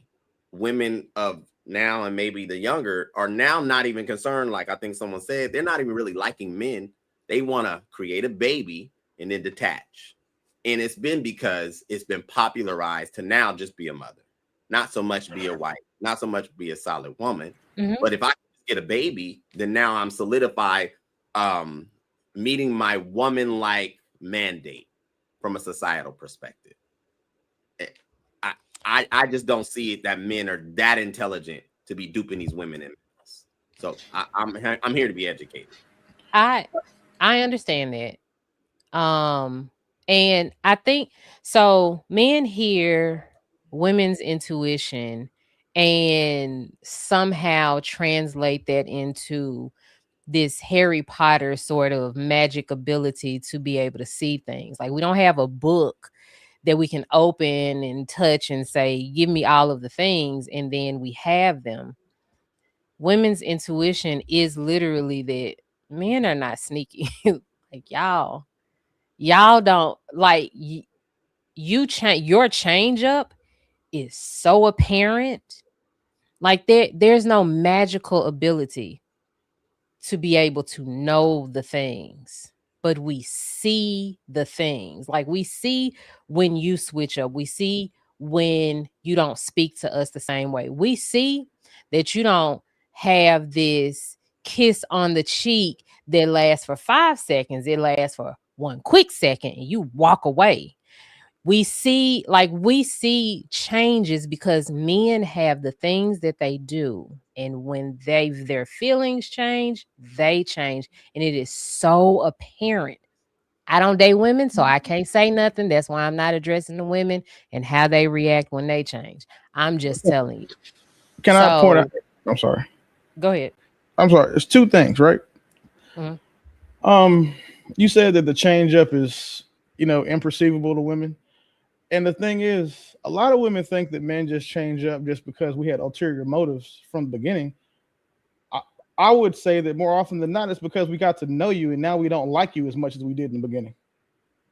Men don't play the long game when it comes to getting stuff they want from women. We play the short game, which would be, supported by the fact that we give so many of y'all babies that we don't. We give you guys access to babies that we don't want. So it's not a lot that a lot of men are just inherently being evil or mean and just switching up on y'all. It's literally this. To say it simply, sometimes the juice just finds out to not be worth the squeeze. Everybody on this panel has really wanted something super bad, and then got it and been like, "Yeah, this ain't what I thought it was." Everybody has. Some of us made a bunch of money and been like, "Yeah, this ain't it. This ain't it." Some of us, finally got a family, like, "Okay, I don't feel fulfilled here." Some of us got promotions in our jobs and was like, "You know what? This extra money ain't worth what the fuck it is, the what it took to get here." So it's not, I would say it's few and far in between that men just, nefariously get between you guys' legs. So that's one thing. The second thing is y'all don't need to cut access to your vaginas off. You need to cut access to your uteruses off. That's the difference. I don't have an issue with any of y'all fucking anybody y'all want to, or excuse me, having sex with anybody y'all want to. What y'all need to do is just stop getting pregnant. You guys have dozens of forms of birth control that you guys can choose to affect, hormone free. So we don't have to have that argument either. If you guys did that, and then you would not have to worry about all of the shit. Now I got to go get this $300 in child support from this guy that he's not going to pay. So now he owes 10 years and dude can't get a passport. Like a lot of those problems will be solved or like removed from you guys is just things you got to worry about if you block access to your uterus. It's not your vagina. Because a lot of the times, the fact that your vaginas and, your throats are some of the most useful things to the men you're dating. And that's what has them willing to protect and provide from you. Because a lot of men don't have the type of access to those things as the top tier men do. So if you guys shut your vaginas down, like you're saying, it's a flow chart, right? You're putting the block in the wrong place. Because you put the block at your vagina, it hurts you. You put the block at your uterus, it helps you. Because you definitely can benefit significantly more from still having sex, dating and being with men than you can when you don't have to worry about this guy, a year later not working. Because then a year later, all you did was just take extra mile of dick. But if you don't block your uterus, now you done took the extra mile of dick and had a baby. That, to be quite frank, for the abortion rates, none of y'all want it.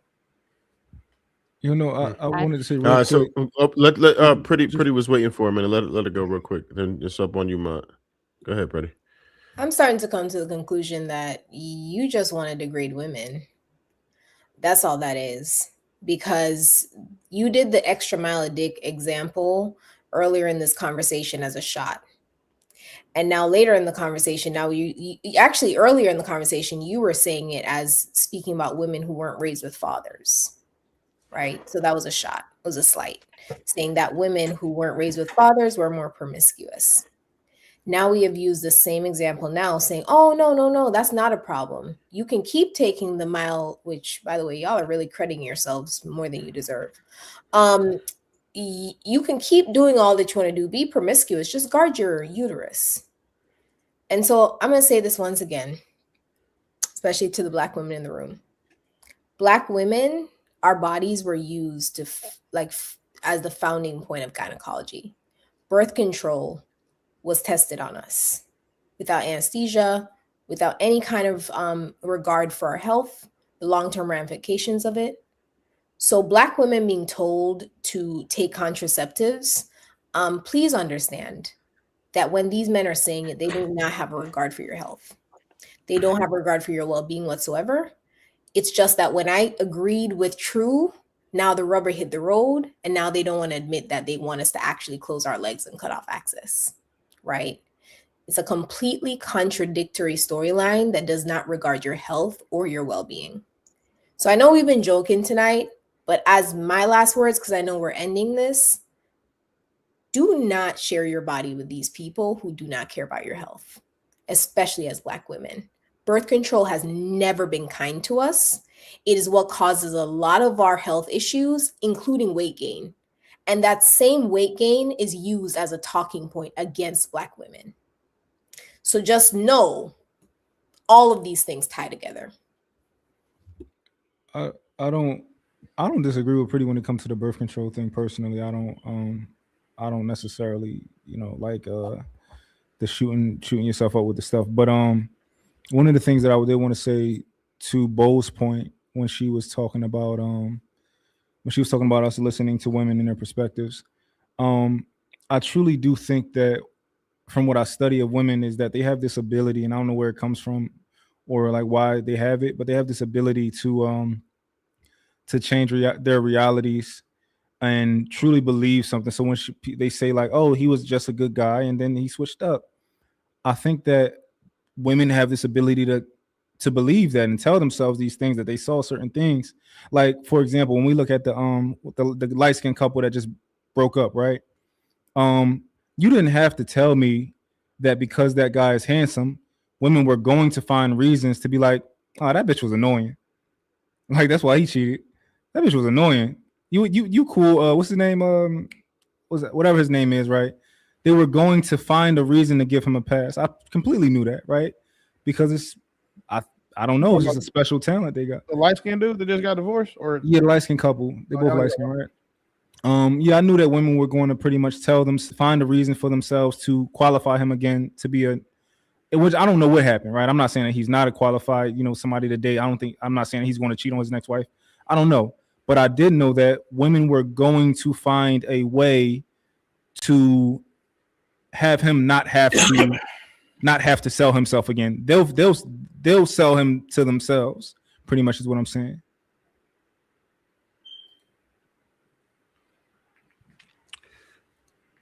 Go ahead, Miss Pearl.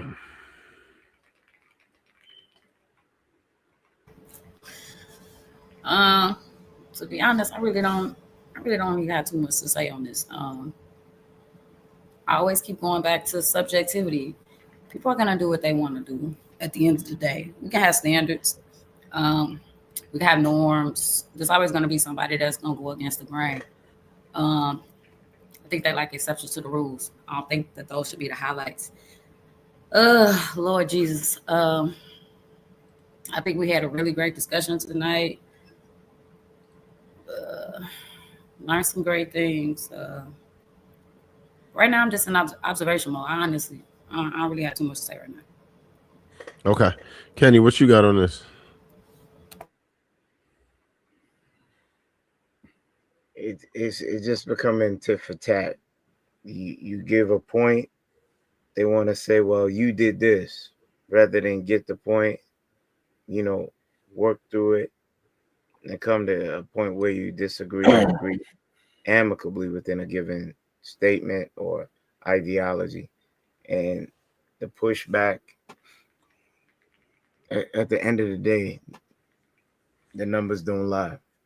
And if you look at these stories as for why women are giving up their bodies and the minority of men behave that way with them, they have to look at the choices that they make. The majority of women are focusing on the minority of men. And then it's a repeating cycle.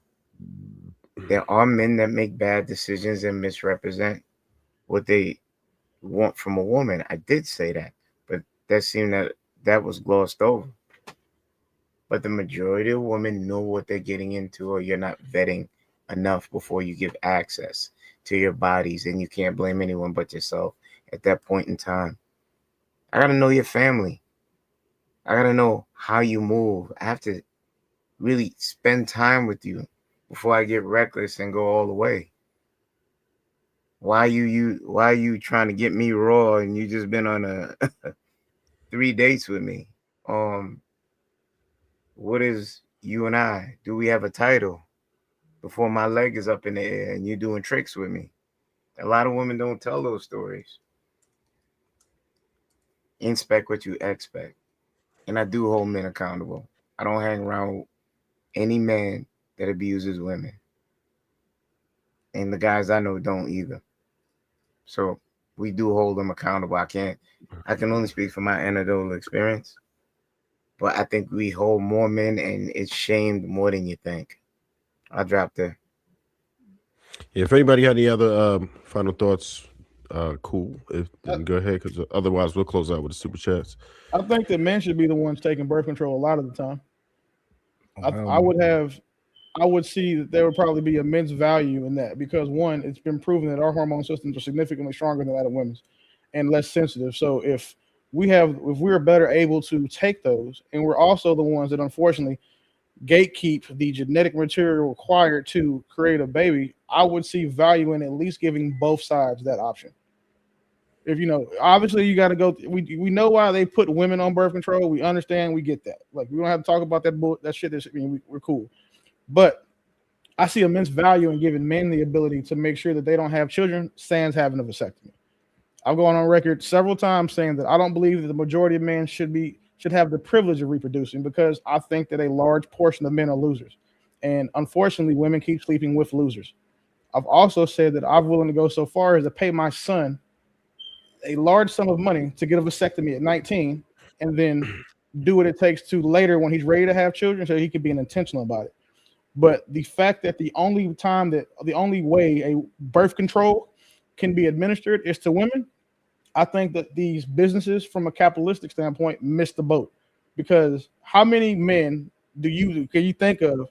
We take our multivitamins, we want to do all the other shit, and if you go out here and take these pills, you ain't got to worry about getting nobody pregnant. You ain't got to worry about pulling out your girl. You ain't got to try to paint her face no more. You can just shoot the club up every time and be safe. I think it would be $1 trillion medicine. So it's odd now that we're just now talking about that. Even and obviously, yes, I know why men can't take birth control, because it's estrogen based. I get that too. However, with the miracles of modern science being what they are, I feel like there is something that can be done to do that. All right, so who was that, bro? Go ahead. You go ahead. And I was just about to say, like, I don't know a lot of men who I think would be willing to like shoot themselves up with that. But some of them probably will. But I think that would probably just raise the STDs. Like, it'd just be a whole lot more STDs out here. So yeah. I definitely would have took it younger. I definitely would have took it. I said I definitely would have took it. If it was an option, I would have took it. Boy, you know Yeah, what I I do. could have done with birth control? I wouldn't have had that fucking 3 dudes and a midget story. If I could have taken birth control, like I would have never had to see that, dog. Like I would have taken birth. Listen, I would still be on birth control now. Like that's what would have happened. Like I would have never had to walk in and see that. Unfortunately, my oldest 2 sons wouldn't be here. But again, I'm very transparent. Those niggas were accidents. So I would have definitely not had my 9-year-old. It would have been my first child. Nah, Willie, you my homie, and I don't want. I wouldn't. What if you was gay right now because you was taking birth control and it made you gay or something like that? I don't want that. If birth control makes me gay, then I'm just gonna have all the kids God meant for me to have. If that's the side effect of birth control, I'm sorry, I'm not doing it. All right, Bro, go ahead.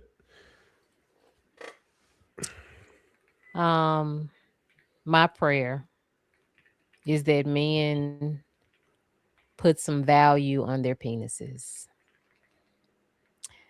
You all tout yourselves as the homemakers, and that's fine.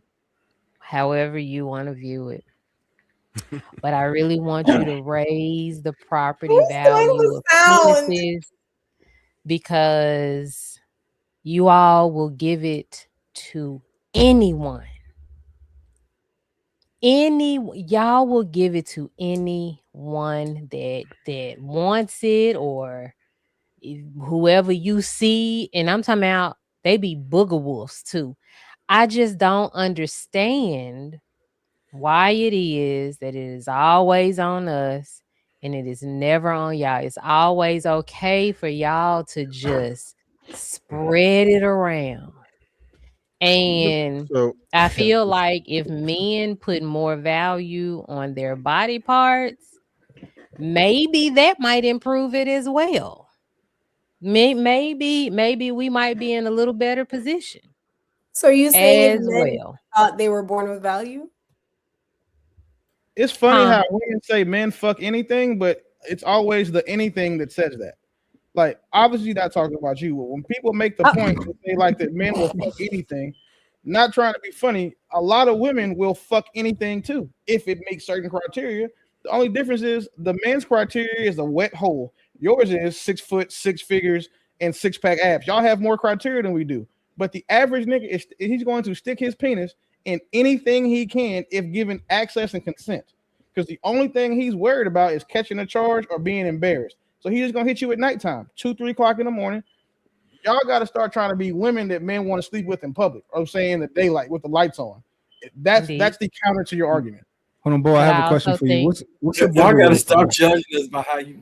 What's a booger I wolf? also think what's a booger wolf? What's a booger wolf? I got you. Wait, hold on. I need Bo to answer this. Yeah. What's a booger wolf? Bam. Because I don't. Oh man. I have a name for you, but I don't want to. Now we're in my just in your best words, bro. That's him. Wait a minute. You know she gonna come for you, right? Who is that? You saw how well that went for her the first time, sir. I'm not worried. There's nothing. Willie, you got it. I do have a name. Wait, I that's will Thing's not sister, say it. right? I will not say it on live though. Okay. Because me and I'll say it out loud. She's a Like, put it nice back right quick. person, and I don't want to offend. But the truth is the truth, so I'm not gonna say it on live where it can be recorded. Just tell us what a booger wolf is. But I will tell y'all. But here's the thing. I think that if women start administering spelling and reading comprehension tests to men, I think that we can kind of eliminate a lot of these, situations. Damn, so now you got to be 6 feet tall, have 6-pack abs, and be a 6. I didn't say nothing about that. Y'all, I do not believe in that 666 crap. Now, the only reason why I believe in 6 feet is because I'm 5'9". I don't know what to tell you. You at least got to be 5'9". Wait, Bo, do you really want women and men to be judged on the same sexual standard? What are you talking about? Like men held to the same standard as women sexually? Oh, yes. I think your body count should be low. I'm gonna bow out, y'all. I'm not talking about sex. Yep, I do. I don't want a man that sleeps around. I'm sorry, bye pretty. I don't I don't like it. Like it's cool when you in your like early 20s, but if you still your mid 40s and you still spreading it around, sir, we don't have nothing to talk about. So And you yeah. believe that men should be like only fucking bad bitches too? I think that you should have standards is all I'm saying. No physically Sometimes the Men booger unattractive used to women. have No. standards. Sometimes the But, booger like, wolf is the high standard. standards. You got No, to think. booger Most wolf niggas is can't get not standards. because listen, I have seen some of the things that my guy friends have stuck their things inside of, and wow. That's You fair. know? Oh my Mm. That's So you that's think men But should men, be, men have Bruh. very high standards. so you think men should be having sex with I'm glad you think physically that. attractive women and not physically unattractive women? I think that there should be standards, is all I'm saying. Physical Because standards, right? nobody can say what is attractive to who, but we can definitely look universally at some people and be like, not even with like a dirty Yeah. pole. So you think we should Wait. judge some women based on like, oh, that woman's super ugly. Forget about her personality and if she can be a good mom and all that type of stuff. She doesn't fit the physical, you know. Mine. I'm just asking. You could be Hold on, like, wait no, a I'm not minute. saying that. Hold on. Let's unpack this. So are you saying that men pay attention to women's personalities and intelligence and substance? I'm not saying that. I'm asking you what you're saying as far as what men shouldn't do. Because you advise against like a booger wolf, you know, which I'm assuming is an ugly woman. But so you're saying stay away Or from an ugly ugly women. acting woman? Oh, nice about face. I like that. Yeah. Okay. The hyena. That's the hyena though. A hyena can still be cute. She's just unsufferable. Like Yeah, it's a but bunch that of pretty. attitude is a booger wolf too. Well, So that's yeah. well, that's true. Well, But I think men have extremely high standards. I'm glad you If it think that, wasn't- Marcus. I'm so glad you if it think that. was no, because if it wasn't for that, everybody would be like men don't be in a relationship with who they marry. They slot like only a small percentage of women they meet. Like, oh yeah, I would be.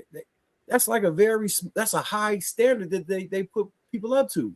Now, sexually, yeah, we're not the same. That's women's thing. They need to make sure they lock down. But when it comes to like relationship and men standards be high. I'm not talking about relationships. I'm talking about your penis.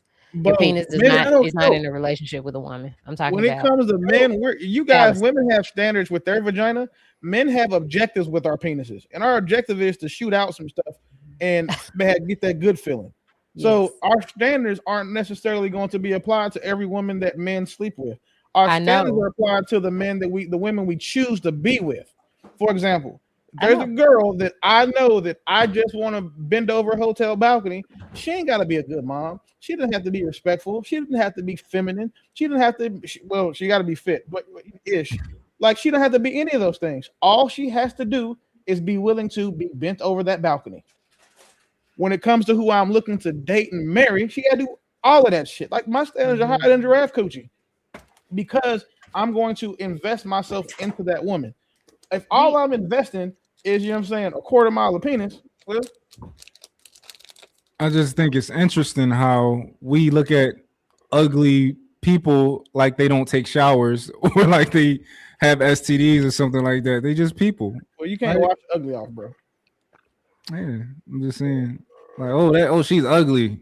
Like she must have an STD or something. And why you touching her? I specifically said ugly acting as well. That is a big thing because y'all be picking these fiery, I'm talking about will slap you in your face in a minute type women. I don't understand. Like yes, booger wolves, it applies to looks and as well as attitude. Okay. And You know how low. So, Bo, I have you a realize standard, not just for my relationships, but even if I'm doing this friends with benefits or whatever the case may be, I still have standards for that as well. It can't just be any man. You realize how It low ain't women just a phallus. You realize how low women's self-esteem would be if men only talk to women they wanted to marry? I don't have nothing to do with that. It would be terrible if men Because raise that's not what I was saying. If men raise That's not their what I was saying. it's going to be more lesbians and it's going to be more single women at 80 years old if men raise their standards. And the thing is, men can't afford to raise their standards because those of us that can get whatever women we want, there's still 1,000 of them for every one of us. So I can have more filters as I'm vetting through these women. The problem is these average niggas cannot do that. So you guys benefit because unfortunately the majority of women can't access the top tier niggas either. The best they can do is the average guy. So if you had average guys raising their standards, like the guys who the best he can do is that Booger Wolf, you know, the 5, like she a 6 in the club before the lights come on, and then you get her in the parking lot, she a 2. If that's the best he can do, if it wasn't for him, she would never get no dick. But So no, that's that's not what I'm saying. That's not what I'm saying. Okay. Let me see if I can explain it a better way.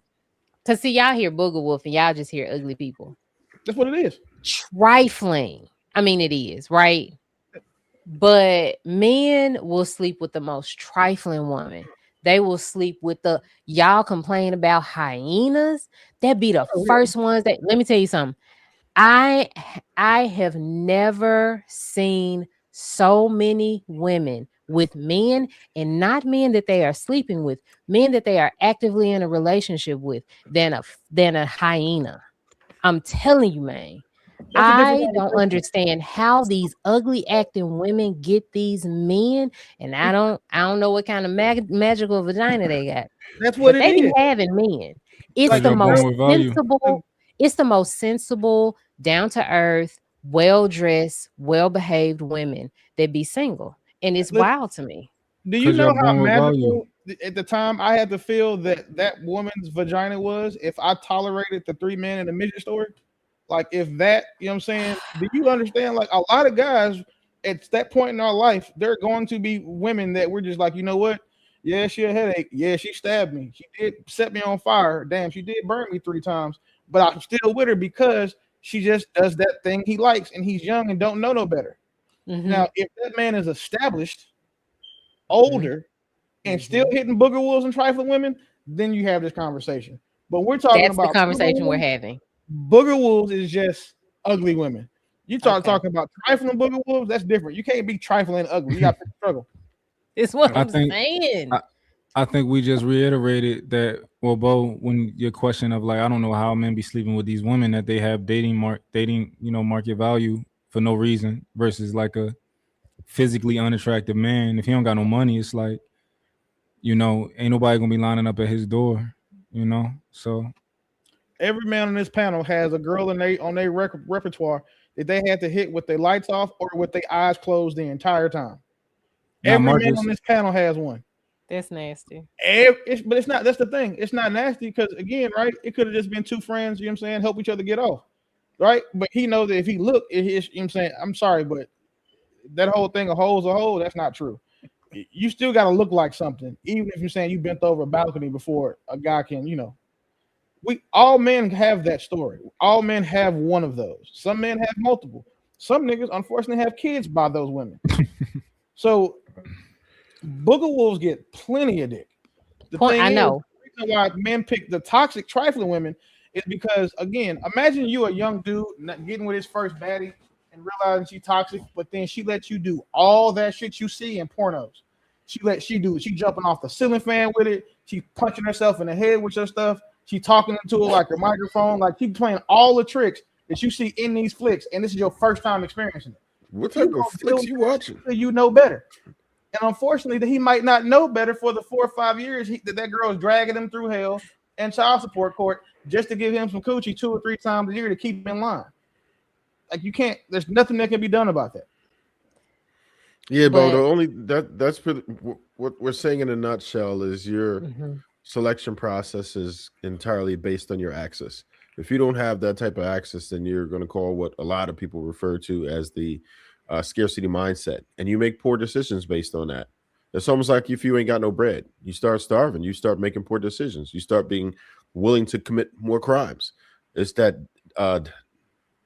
disparity. Like when you start having access to nothing, you become desperate, and there's no way around that.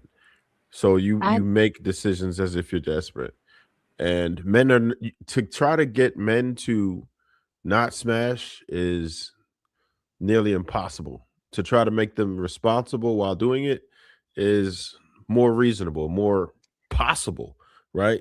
So that's the most we can probably do. But that was that really was my original point. We just got stuck on the booger wolf thing. What I'm saying is, if you are just more responsible with your penises, if you could just use some self-control and say the word no enough, I think we might be all right. Men don't say no enough. This is the Men thing, are just bro. like, yeah, no, that's where the I'm disconnect like, is, bro. You telling us to say no. You say no can a say lot. you can say cover it up, right? That type of thing, but you can't say no. Like that's just not a thing. Like dudes are gonna smash. We got to understand it. Just dig it. well, that you're gonna dudes are gonna continue to do have that, right? babies. We're not gonna continue. Like dudes is not gonna sit there rub the genie out of the bottle like every day. It's just not gonna work. At some point you're gonna want a participant with you, right? That solo stuff is just really not it. So men are I gonna do it. understand, but you're gonna stay in child support court, and No. Well, and I can't even that's why I say said nothing about it. responsibly. Have the police babies and stay in protection. child support court is all I can say. Yeah, we're not. No one is gonna say advocating getting booger wolves pregnant. That's the craziest thing in the world. It's like No, sticking your that's dick why. Or in the any neck. women is what I'm saying. Any woman. David, I was just Buddy in the chat saying said it. it best. As long as that woman is touching that man's nose with her, touching that man's stomach with her nose, he's not going nowhere. On average, like he's not leaving.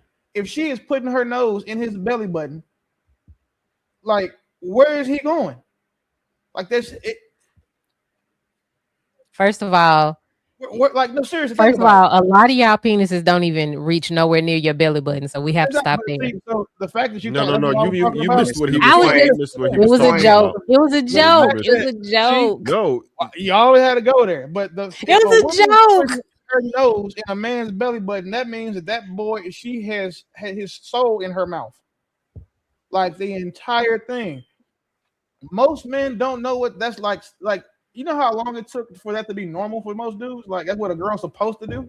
The first time that happened, because dude get some head, it'll be like, you know what I'm saying, a little lazy, just get it hard so you can give me some head. Like, you know, the same way dudes go down on y'all a little bit and then try to, you understand, stick it in and go home. Once the dude get a girl who just start like really punching him in the stomach with her nose, like, she loves her. There's nothing that can be done about it. Like, she gets a special place in his heart because he's never experienced it before. But now, as he progresses, he expects more. He expects every woman who fillets him to punch him in the stomach with his nose.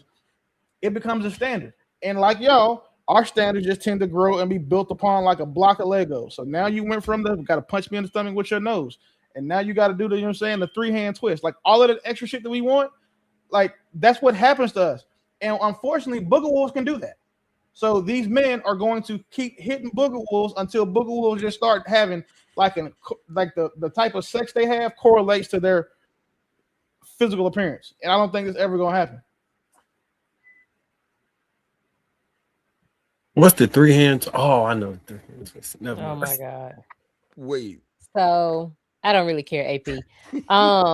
But I just the only point I'm making is men have sex at a more at a faster. I mean, damn. Why can't I get my words out? Men have sex at huh? What did you say? You got a fox in your lap. Shut up. Men have sex more than women. You got Inuyasha. And so if men are having sex more than women, wouldn't it make sense to tell men to not have sex as much? And maybe the baby rate would go down. Wait, how do men have sex more than women? Unless you talk about y'all have more bodies than us. No, you talking about that the exceptional No, men. that's rubbish. Not on average. Not on average. That is absolutely wrong. It's wrong as hell. It's a minority of men that have access to those women. Like the men you meet, the men that you actually give a chance to, he probably got a lot of bodies, but there's a bunch of men who you just walk past on a regular basis and would be selective, quote unquote, about. No, his body count's extremely low. That's just what it is. All right. Next time you walk in the auto zone, just think about the fat guy behind the register and how you would you just like think about how much box you think he get. None. First of all, I have tried. Hold on. Hold on. You can see his butt crack a I little bit. have tried all of that, right? I went after fat dude? the fat guy. I went after the short guy. I thought I went all outside of my box, right? All outside of the people that I would normally go for. Because those are supposed to be the guys, right? We're supposed to find the guys. They acted just like the man that was 6 feet, 6 figures in a six pack. They have the audacity of those men as well. Here's the thing. They in the comments. Y'all are telling these men to act like this. And then they broke, they fat, they short, they ugly, and they act like y'all do. Just like they act like they have your resume and your portfolio. You gotta stop. So, Bo, did you deliberately source overweight or short men on your mission, or how did that work? Deliberately. Then you I was like, tired, let huh? me go after the men I know that women would not go after because they're supposed to be good guys. No, So they're what not. did you change They really about not. you if that didn't work all the time?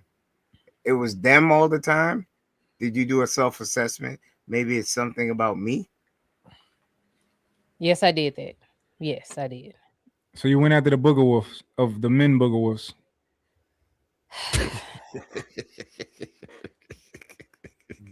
And in Bo, one is that way or available? another, they just Do did not. Do you count those bodies when you look back? I'm still hearing them. No. What did you do wrong? They don't Bo, exist anymore. on that note, I'm one of the few who actually does, tell men they need to chill the hell out, protect yourselves. I'm not telling men to like stop getting cat because that's just not a thing. They're going to, but I tell men to be responsible about it. Try to limit your amount of partners. Find a good one who got that Gawk 3000. Hold on to that for a little bit. Strap up. Don't get comfortable. Do something about it. Just try to be more responsible because you had to make a hell of a lot of decisions before you actually came to conception, right? You had to run down on a female. You had to rizz her up. You had to go ahead and smash, and then you had to decide not to use a strap that night, and you had to shoot the club up. That's a lot of decisions you already made. So the onus is at least equivalent on the man's side, right? We understand that. So even though we are sexually driven, we still have the choice to and not to, right? Otherwise, we'd be able to get away with a lot of other things, but we don't because people expect men to be responsible about it, right? The reason why people hammer down on women so much is because it behooves you more because the dude could get away damn near scot-free. You can't, right? Unless you down to grab the abo, that's one thing, but not everybody's with that, so you will be stuck with that situation. Yeah, women, you have a baby, you sitting down for 9 months. So when you look at like a woman with like different baby dads, it's like, damn, you got sat down for a year by like 3 different niggas. That's like a commitment, like I don't know. Like a man, you can do it at the blink of an eye. You can not even think, and like you can have 30 babies you don't even know about. 9 months is generous because it take a woman about Yeah. a year and then another year to get herself back together if she ever does. It's a lot of women running around here with 15-year-olds talking about they still carrying baby fat.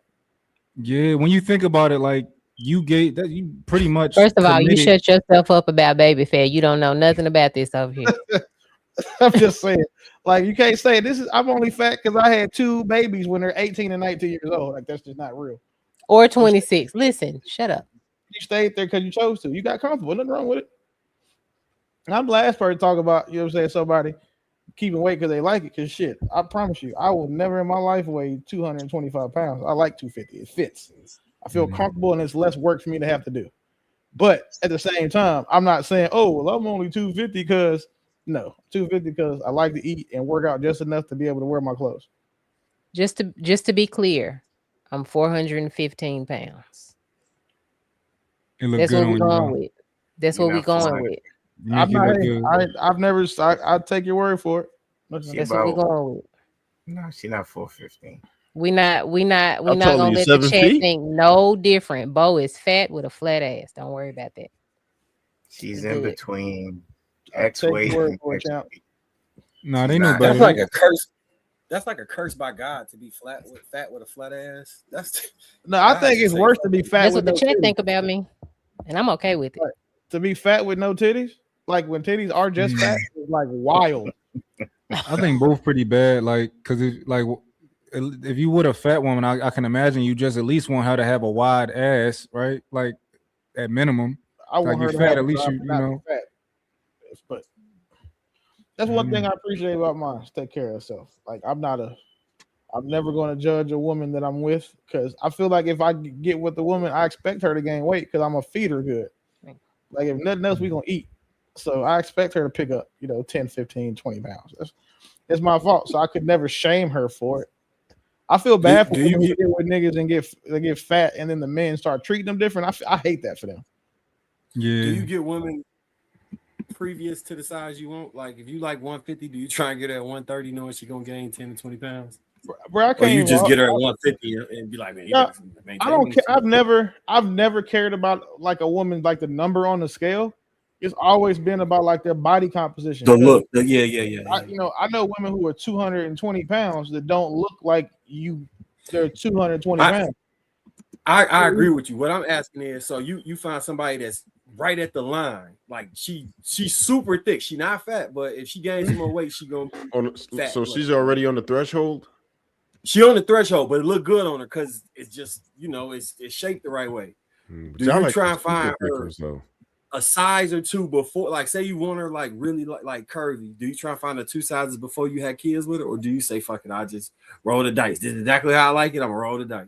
Oh no! So again, before I have kids with someone, That's not when I make that decision because the women I had children with gained 100 pounds for each child, and then I was responsible God for trying to damn get it. that weight off of them. But I had big ass kids. My kids were 12 and 13 pounds on average. So I Your never kids thought bigger about than you? I never thought about how big like the moms were before they got pregnant. It was never a thing. But then, fortunately, the women I have children by took really good care of themselves, so it wasn't an issue.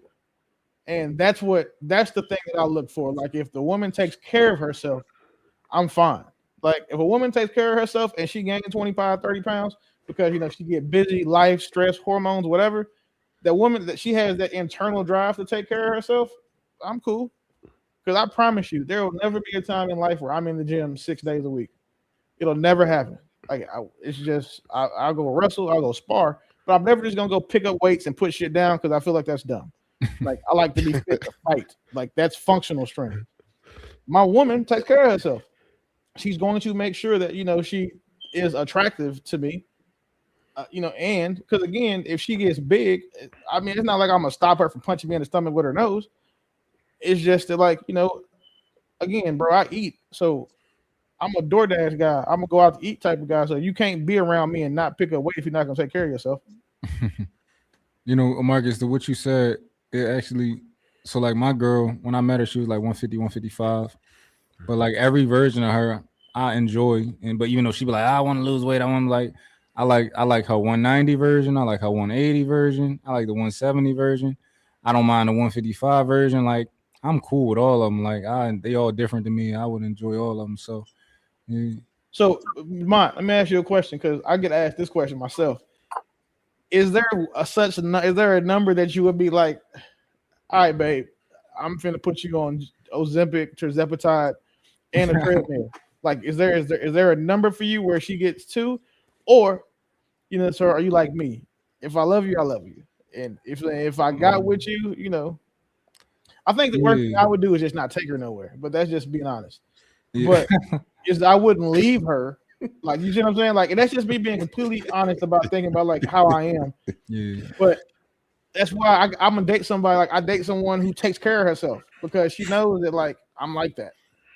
But for you, is there a number that she could hit where you'd be like, hey, babe, I'm gonna need you to we need to go think about getting this mommy makeover, even though you don't have kids. I mean, I like tall women, so my girl's 6 foot, so I ain't, that's true. got a lot of leeway there. But I think I would love every version. You know what I'm saying? So, I can say it now, but yeah, that's what I think. I think I'm confident I like, pretty much whatever version. And I think it'd be a long time before she start to kind of, add weight and start to kind of lose the Coke bottle shape. It'll probably be a long time before that happens. So, after y'all have, if she decides she want to have kids and you give her one, you're gonna put her on the table after she had a baby, or you gonna tell her to go to the gym? No table. I'm not a enhancement type of guy. I'm No, not to get enhanced, just to get back to where she was before. Oh yeah, I don't mind whatever she need to feel confident and all that, but I also like put on Ozempic and all that type of stuff too. I think that's a cool option too. It just make you eat less. No, it's not. That shit fuck your damn stomach up. Yeah, I got to look that up real quick. Don't do that. Well, I'll look it up. People intestines going on fire right now. Don't do that. Oh, is it information out that says it's like it's harmful to your health? It's some peptides that work better than that. Yes, there's some. Go. Don't take my word for it. Research it. The GLP-1s, the one you're talking about, it's a single antagonist, so it curbs your appetite. But the way it does it is by disrupting your hormones in your internal ecosystem. I'm not gonna get nerdy with you. There are others that are better for you. However, they still have some side effects. What works best for people recently that's been studied and promoted are like these peptides. Like those are the ones that are going to help you lose the weight in a different way by helping you drop visceral fat and all the rest of this other shit. So, but I'm not I'm the fat guy, so I don't know nothing about weight. I just know what I was reading. Not what my thing is I kind of be pre-planning, so I expect you to gain probably like 10 to 20, maybe even 30 pounds after a baby. So I probably get like 30. Shoes. I did it. Possible, yeah, because it's the first trimester. So, well, if it goes directly to your ass, hips, and butt and chest after the baby come, like I'm not tripping about that shit. So I would get you like date smaller, anticipating that weight gain versus the exact size, because I could appreciate the shape, you know what I'm saying, after the baby. But it's got to be my baby. Like if you gain the weight and it ain't my baby, like I don't know, I ain't rocking with that shit. And what do you don't have my baby? Do you also pick women specifically to be to give you athletic kids and like, so do you pick tall women or women who are athletes and stuff like that? Nah, I did the meme. They be like, you know what I mean? I'm talking about. You ruined your yeah, you didn't pick yeah, I did the meme. True that. Yeah. I don't know, bro. When my son's moms had them, they turned into refrigerators until after the baby was born. So I ain't think about none of that. The first one surprised me. I'm like, damn, you gained how much weight? Because I was deployed, so I didn't see the trends. You know what I'm saying? When you seen her, what was the first thing you thought? Well, no, when I came back to the point, my son was 3 months old. She was already back in military standards. So like she dropped weight quick. But when I see the pictures from like the baby shower and stuff, I was like, yo, you were a couch. Like I didn't see her like that visually. I was deployed. Like my first 2 sons being born, I wasn't in the country. I was deployed. Yeah. Nigga, did you just say a couch? He was. I told her that to her face. I really hate you. I really hate you so much. Absolutely, I did. And then you make me so sick. My youngest son's mom, she turned into like a Lego character while she was pregnant. Then after, she lost the weight quickly, and then it just that's the thing. They took care of themselves. Like, but didn't you say again 100 pounds? Yes. That's a fucking couch. Yes, I told you. One was a couch, one was like a Lego character, like boxy shaped, like a high C box with feet. I don't like you. I was cool, but the thing is, I saw my youngest son's mom. I was there with her for everything. Like, so I saw, and I was just like, it happened like one morning. I just realized like my shirts look a little too small on her. Like it dawned on me then, and then come to find out, like at the 6 week mark, my son, he's little now, but my son was already 5 pounds at 6 months. Like it was a big ass baby. So like it was just, I assume that these big monstrosity kids that I have tend to make women eat and gain weight more. Because I was definitely making the midnight food runs to McDonald's to get Filet-O-Fish sandwiches. I was doing all the other pregnancy shit that I had to do. So I'm feeding her 4 or 5 times a day. When I sat back and thought about it objectively, like that's why she gained 100 pounds. Have y'all ever experienced notice the difference between the way some women carry when like some women start glowing and versus other women who kind of turn their nose will get big and stuff like that. When I was in high school, I had a crush on this pregnant girl. Father, you think it was a pregnant girl in my high school? Whoa. She was so, I don't know what it is. She was just so beautiful to me, and she was in high school. She was pregnant. I ain't never, we never did. I never talked to her or nothing, but she just was real. I noticed she was real pretty. But like my sister, who happened to be like fat, she lost weight when she got pregnant. She was glowing. She lost weight and like she just started looking good while she was pregnant. I'm like, how that work? Did it come back after she had the baby? Yeah. It all came back. I think it's because that baby was eating them like the extra calories that she takes in normally. That baby was taking from her. But it's a glow. Like it's literally like more than just like the way. It's like a the pregnancy glow real. They skin start to shine like brighter. Some women like glow, some women airy. They breasts sit up higher. They be perkier. They be like more full. The pregnancy body be decent. I ain't gonna hold you. No, that's where I draw the line. Ain't nothing sexy about a pregnancy body to me. Nothing. No. Nah, you don't know. Right. We had this conversation already. Like milk full breast. That shit look good to me. I don't know. Nope. If I suck on my girl's titty and milk come out, we are breaking up. What? Nigga. I can't wait. Really? Yeah, me too. Right? That's the thing, man. Y'all wild, bro. Y'all really like. What's wrong with y'all? Right, like, y'all real dope. What? Like right from the spigot.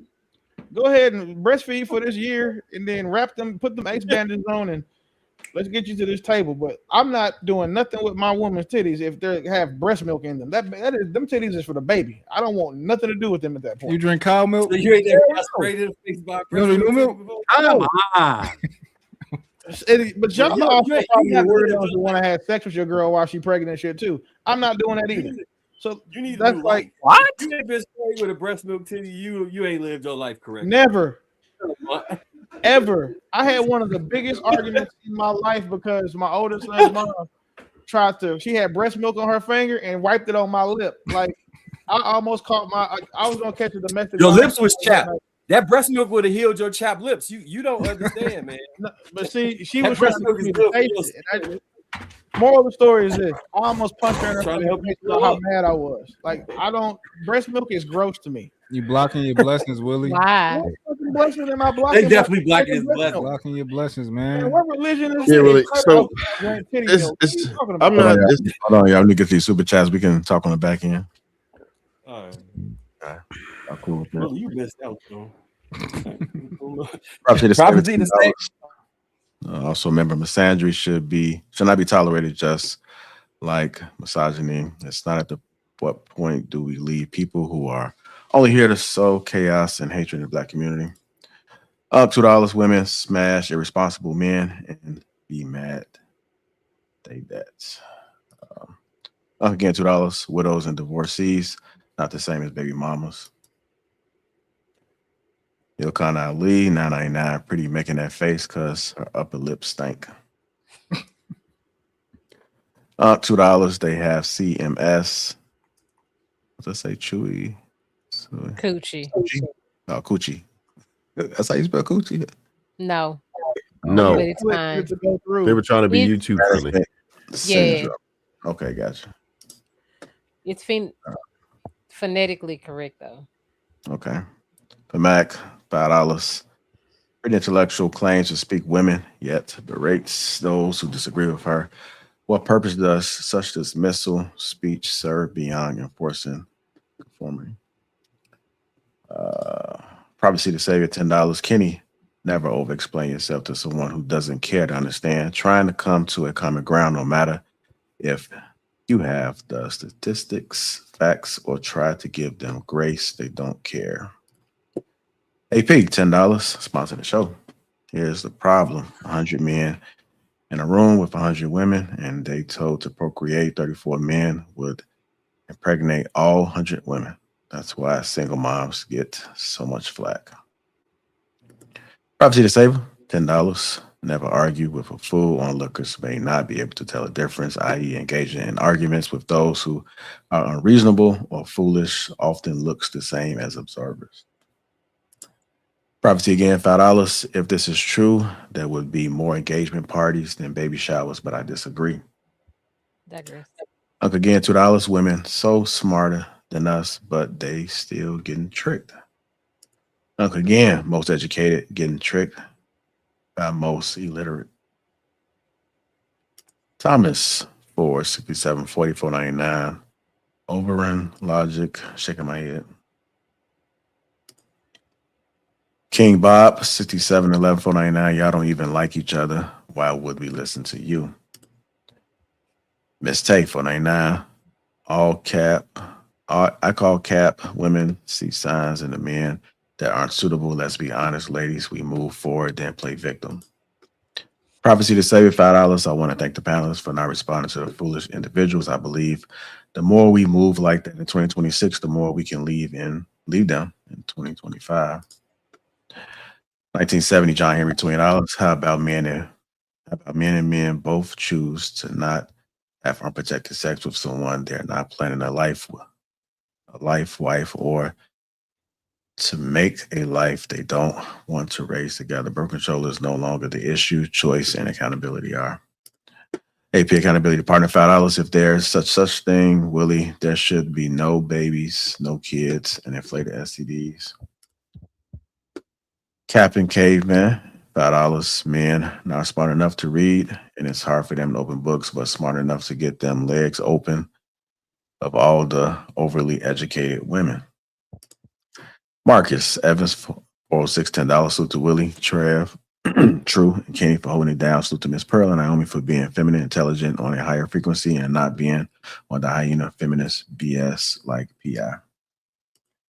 1970, John Henry, $5. Boheme, you know women have a choice to say no, right? EK, $2. A smart man values his peen, uses it carefully. 1970, John Henry, $5. Correction earlier, men and women need to make a choice to not have unprotected sex. We got 1171, $10. Bo, if we just spreading it around as you say, then why the man you want keeps leaving you out? Could it be he has standards? Truck stop, $20. A lot of ugly women be more clean than the fine women. King Bob, 199. Bo, is that a rat fox mixture? Shut up, Willie. EK, $2. Pick women that will give you engineers and doctors. Truck stop, $10. Women body is to bear kids. Their body holds weight differently than men.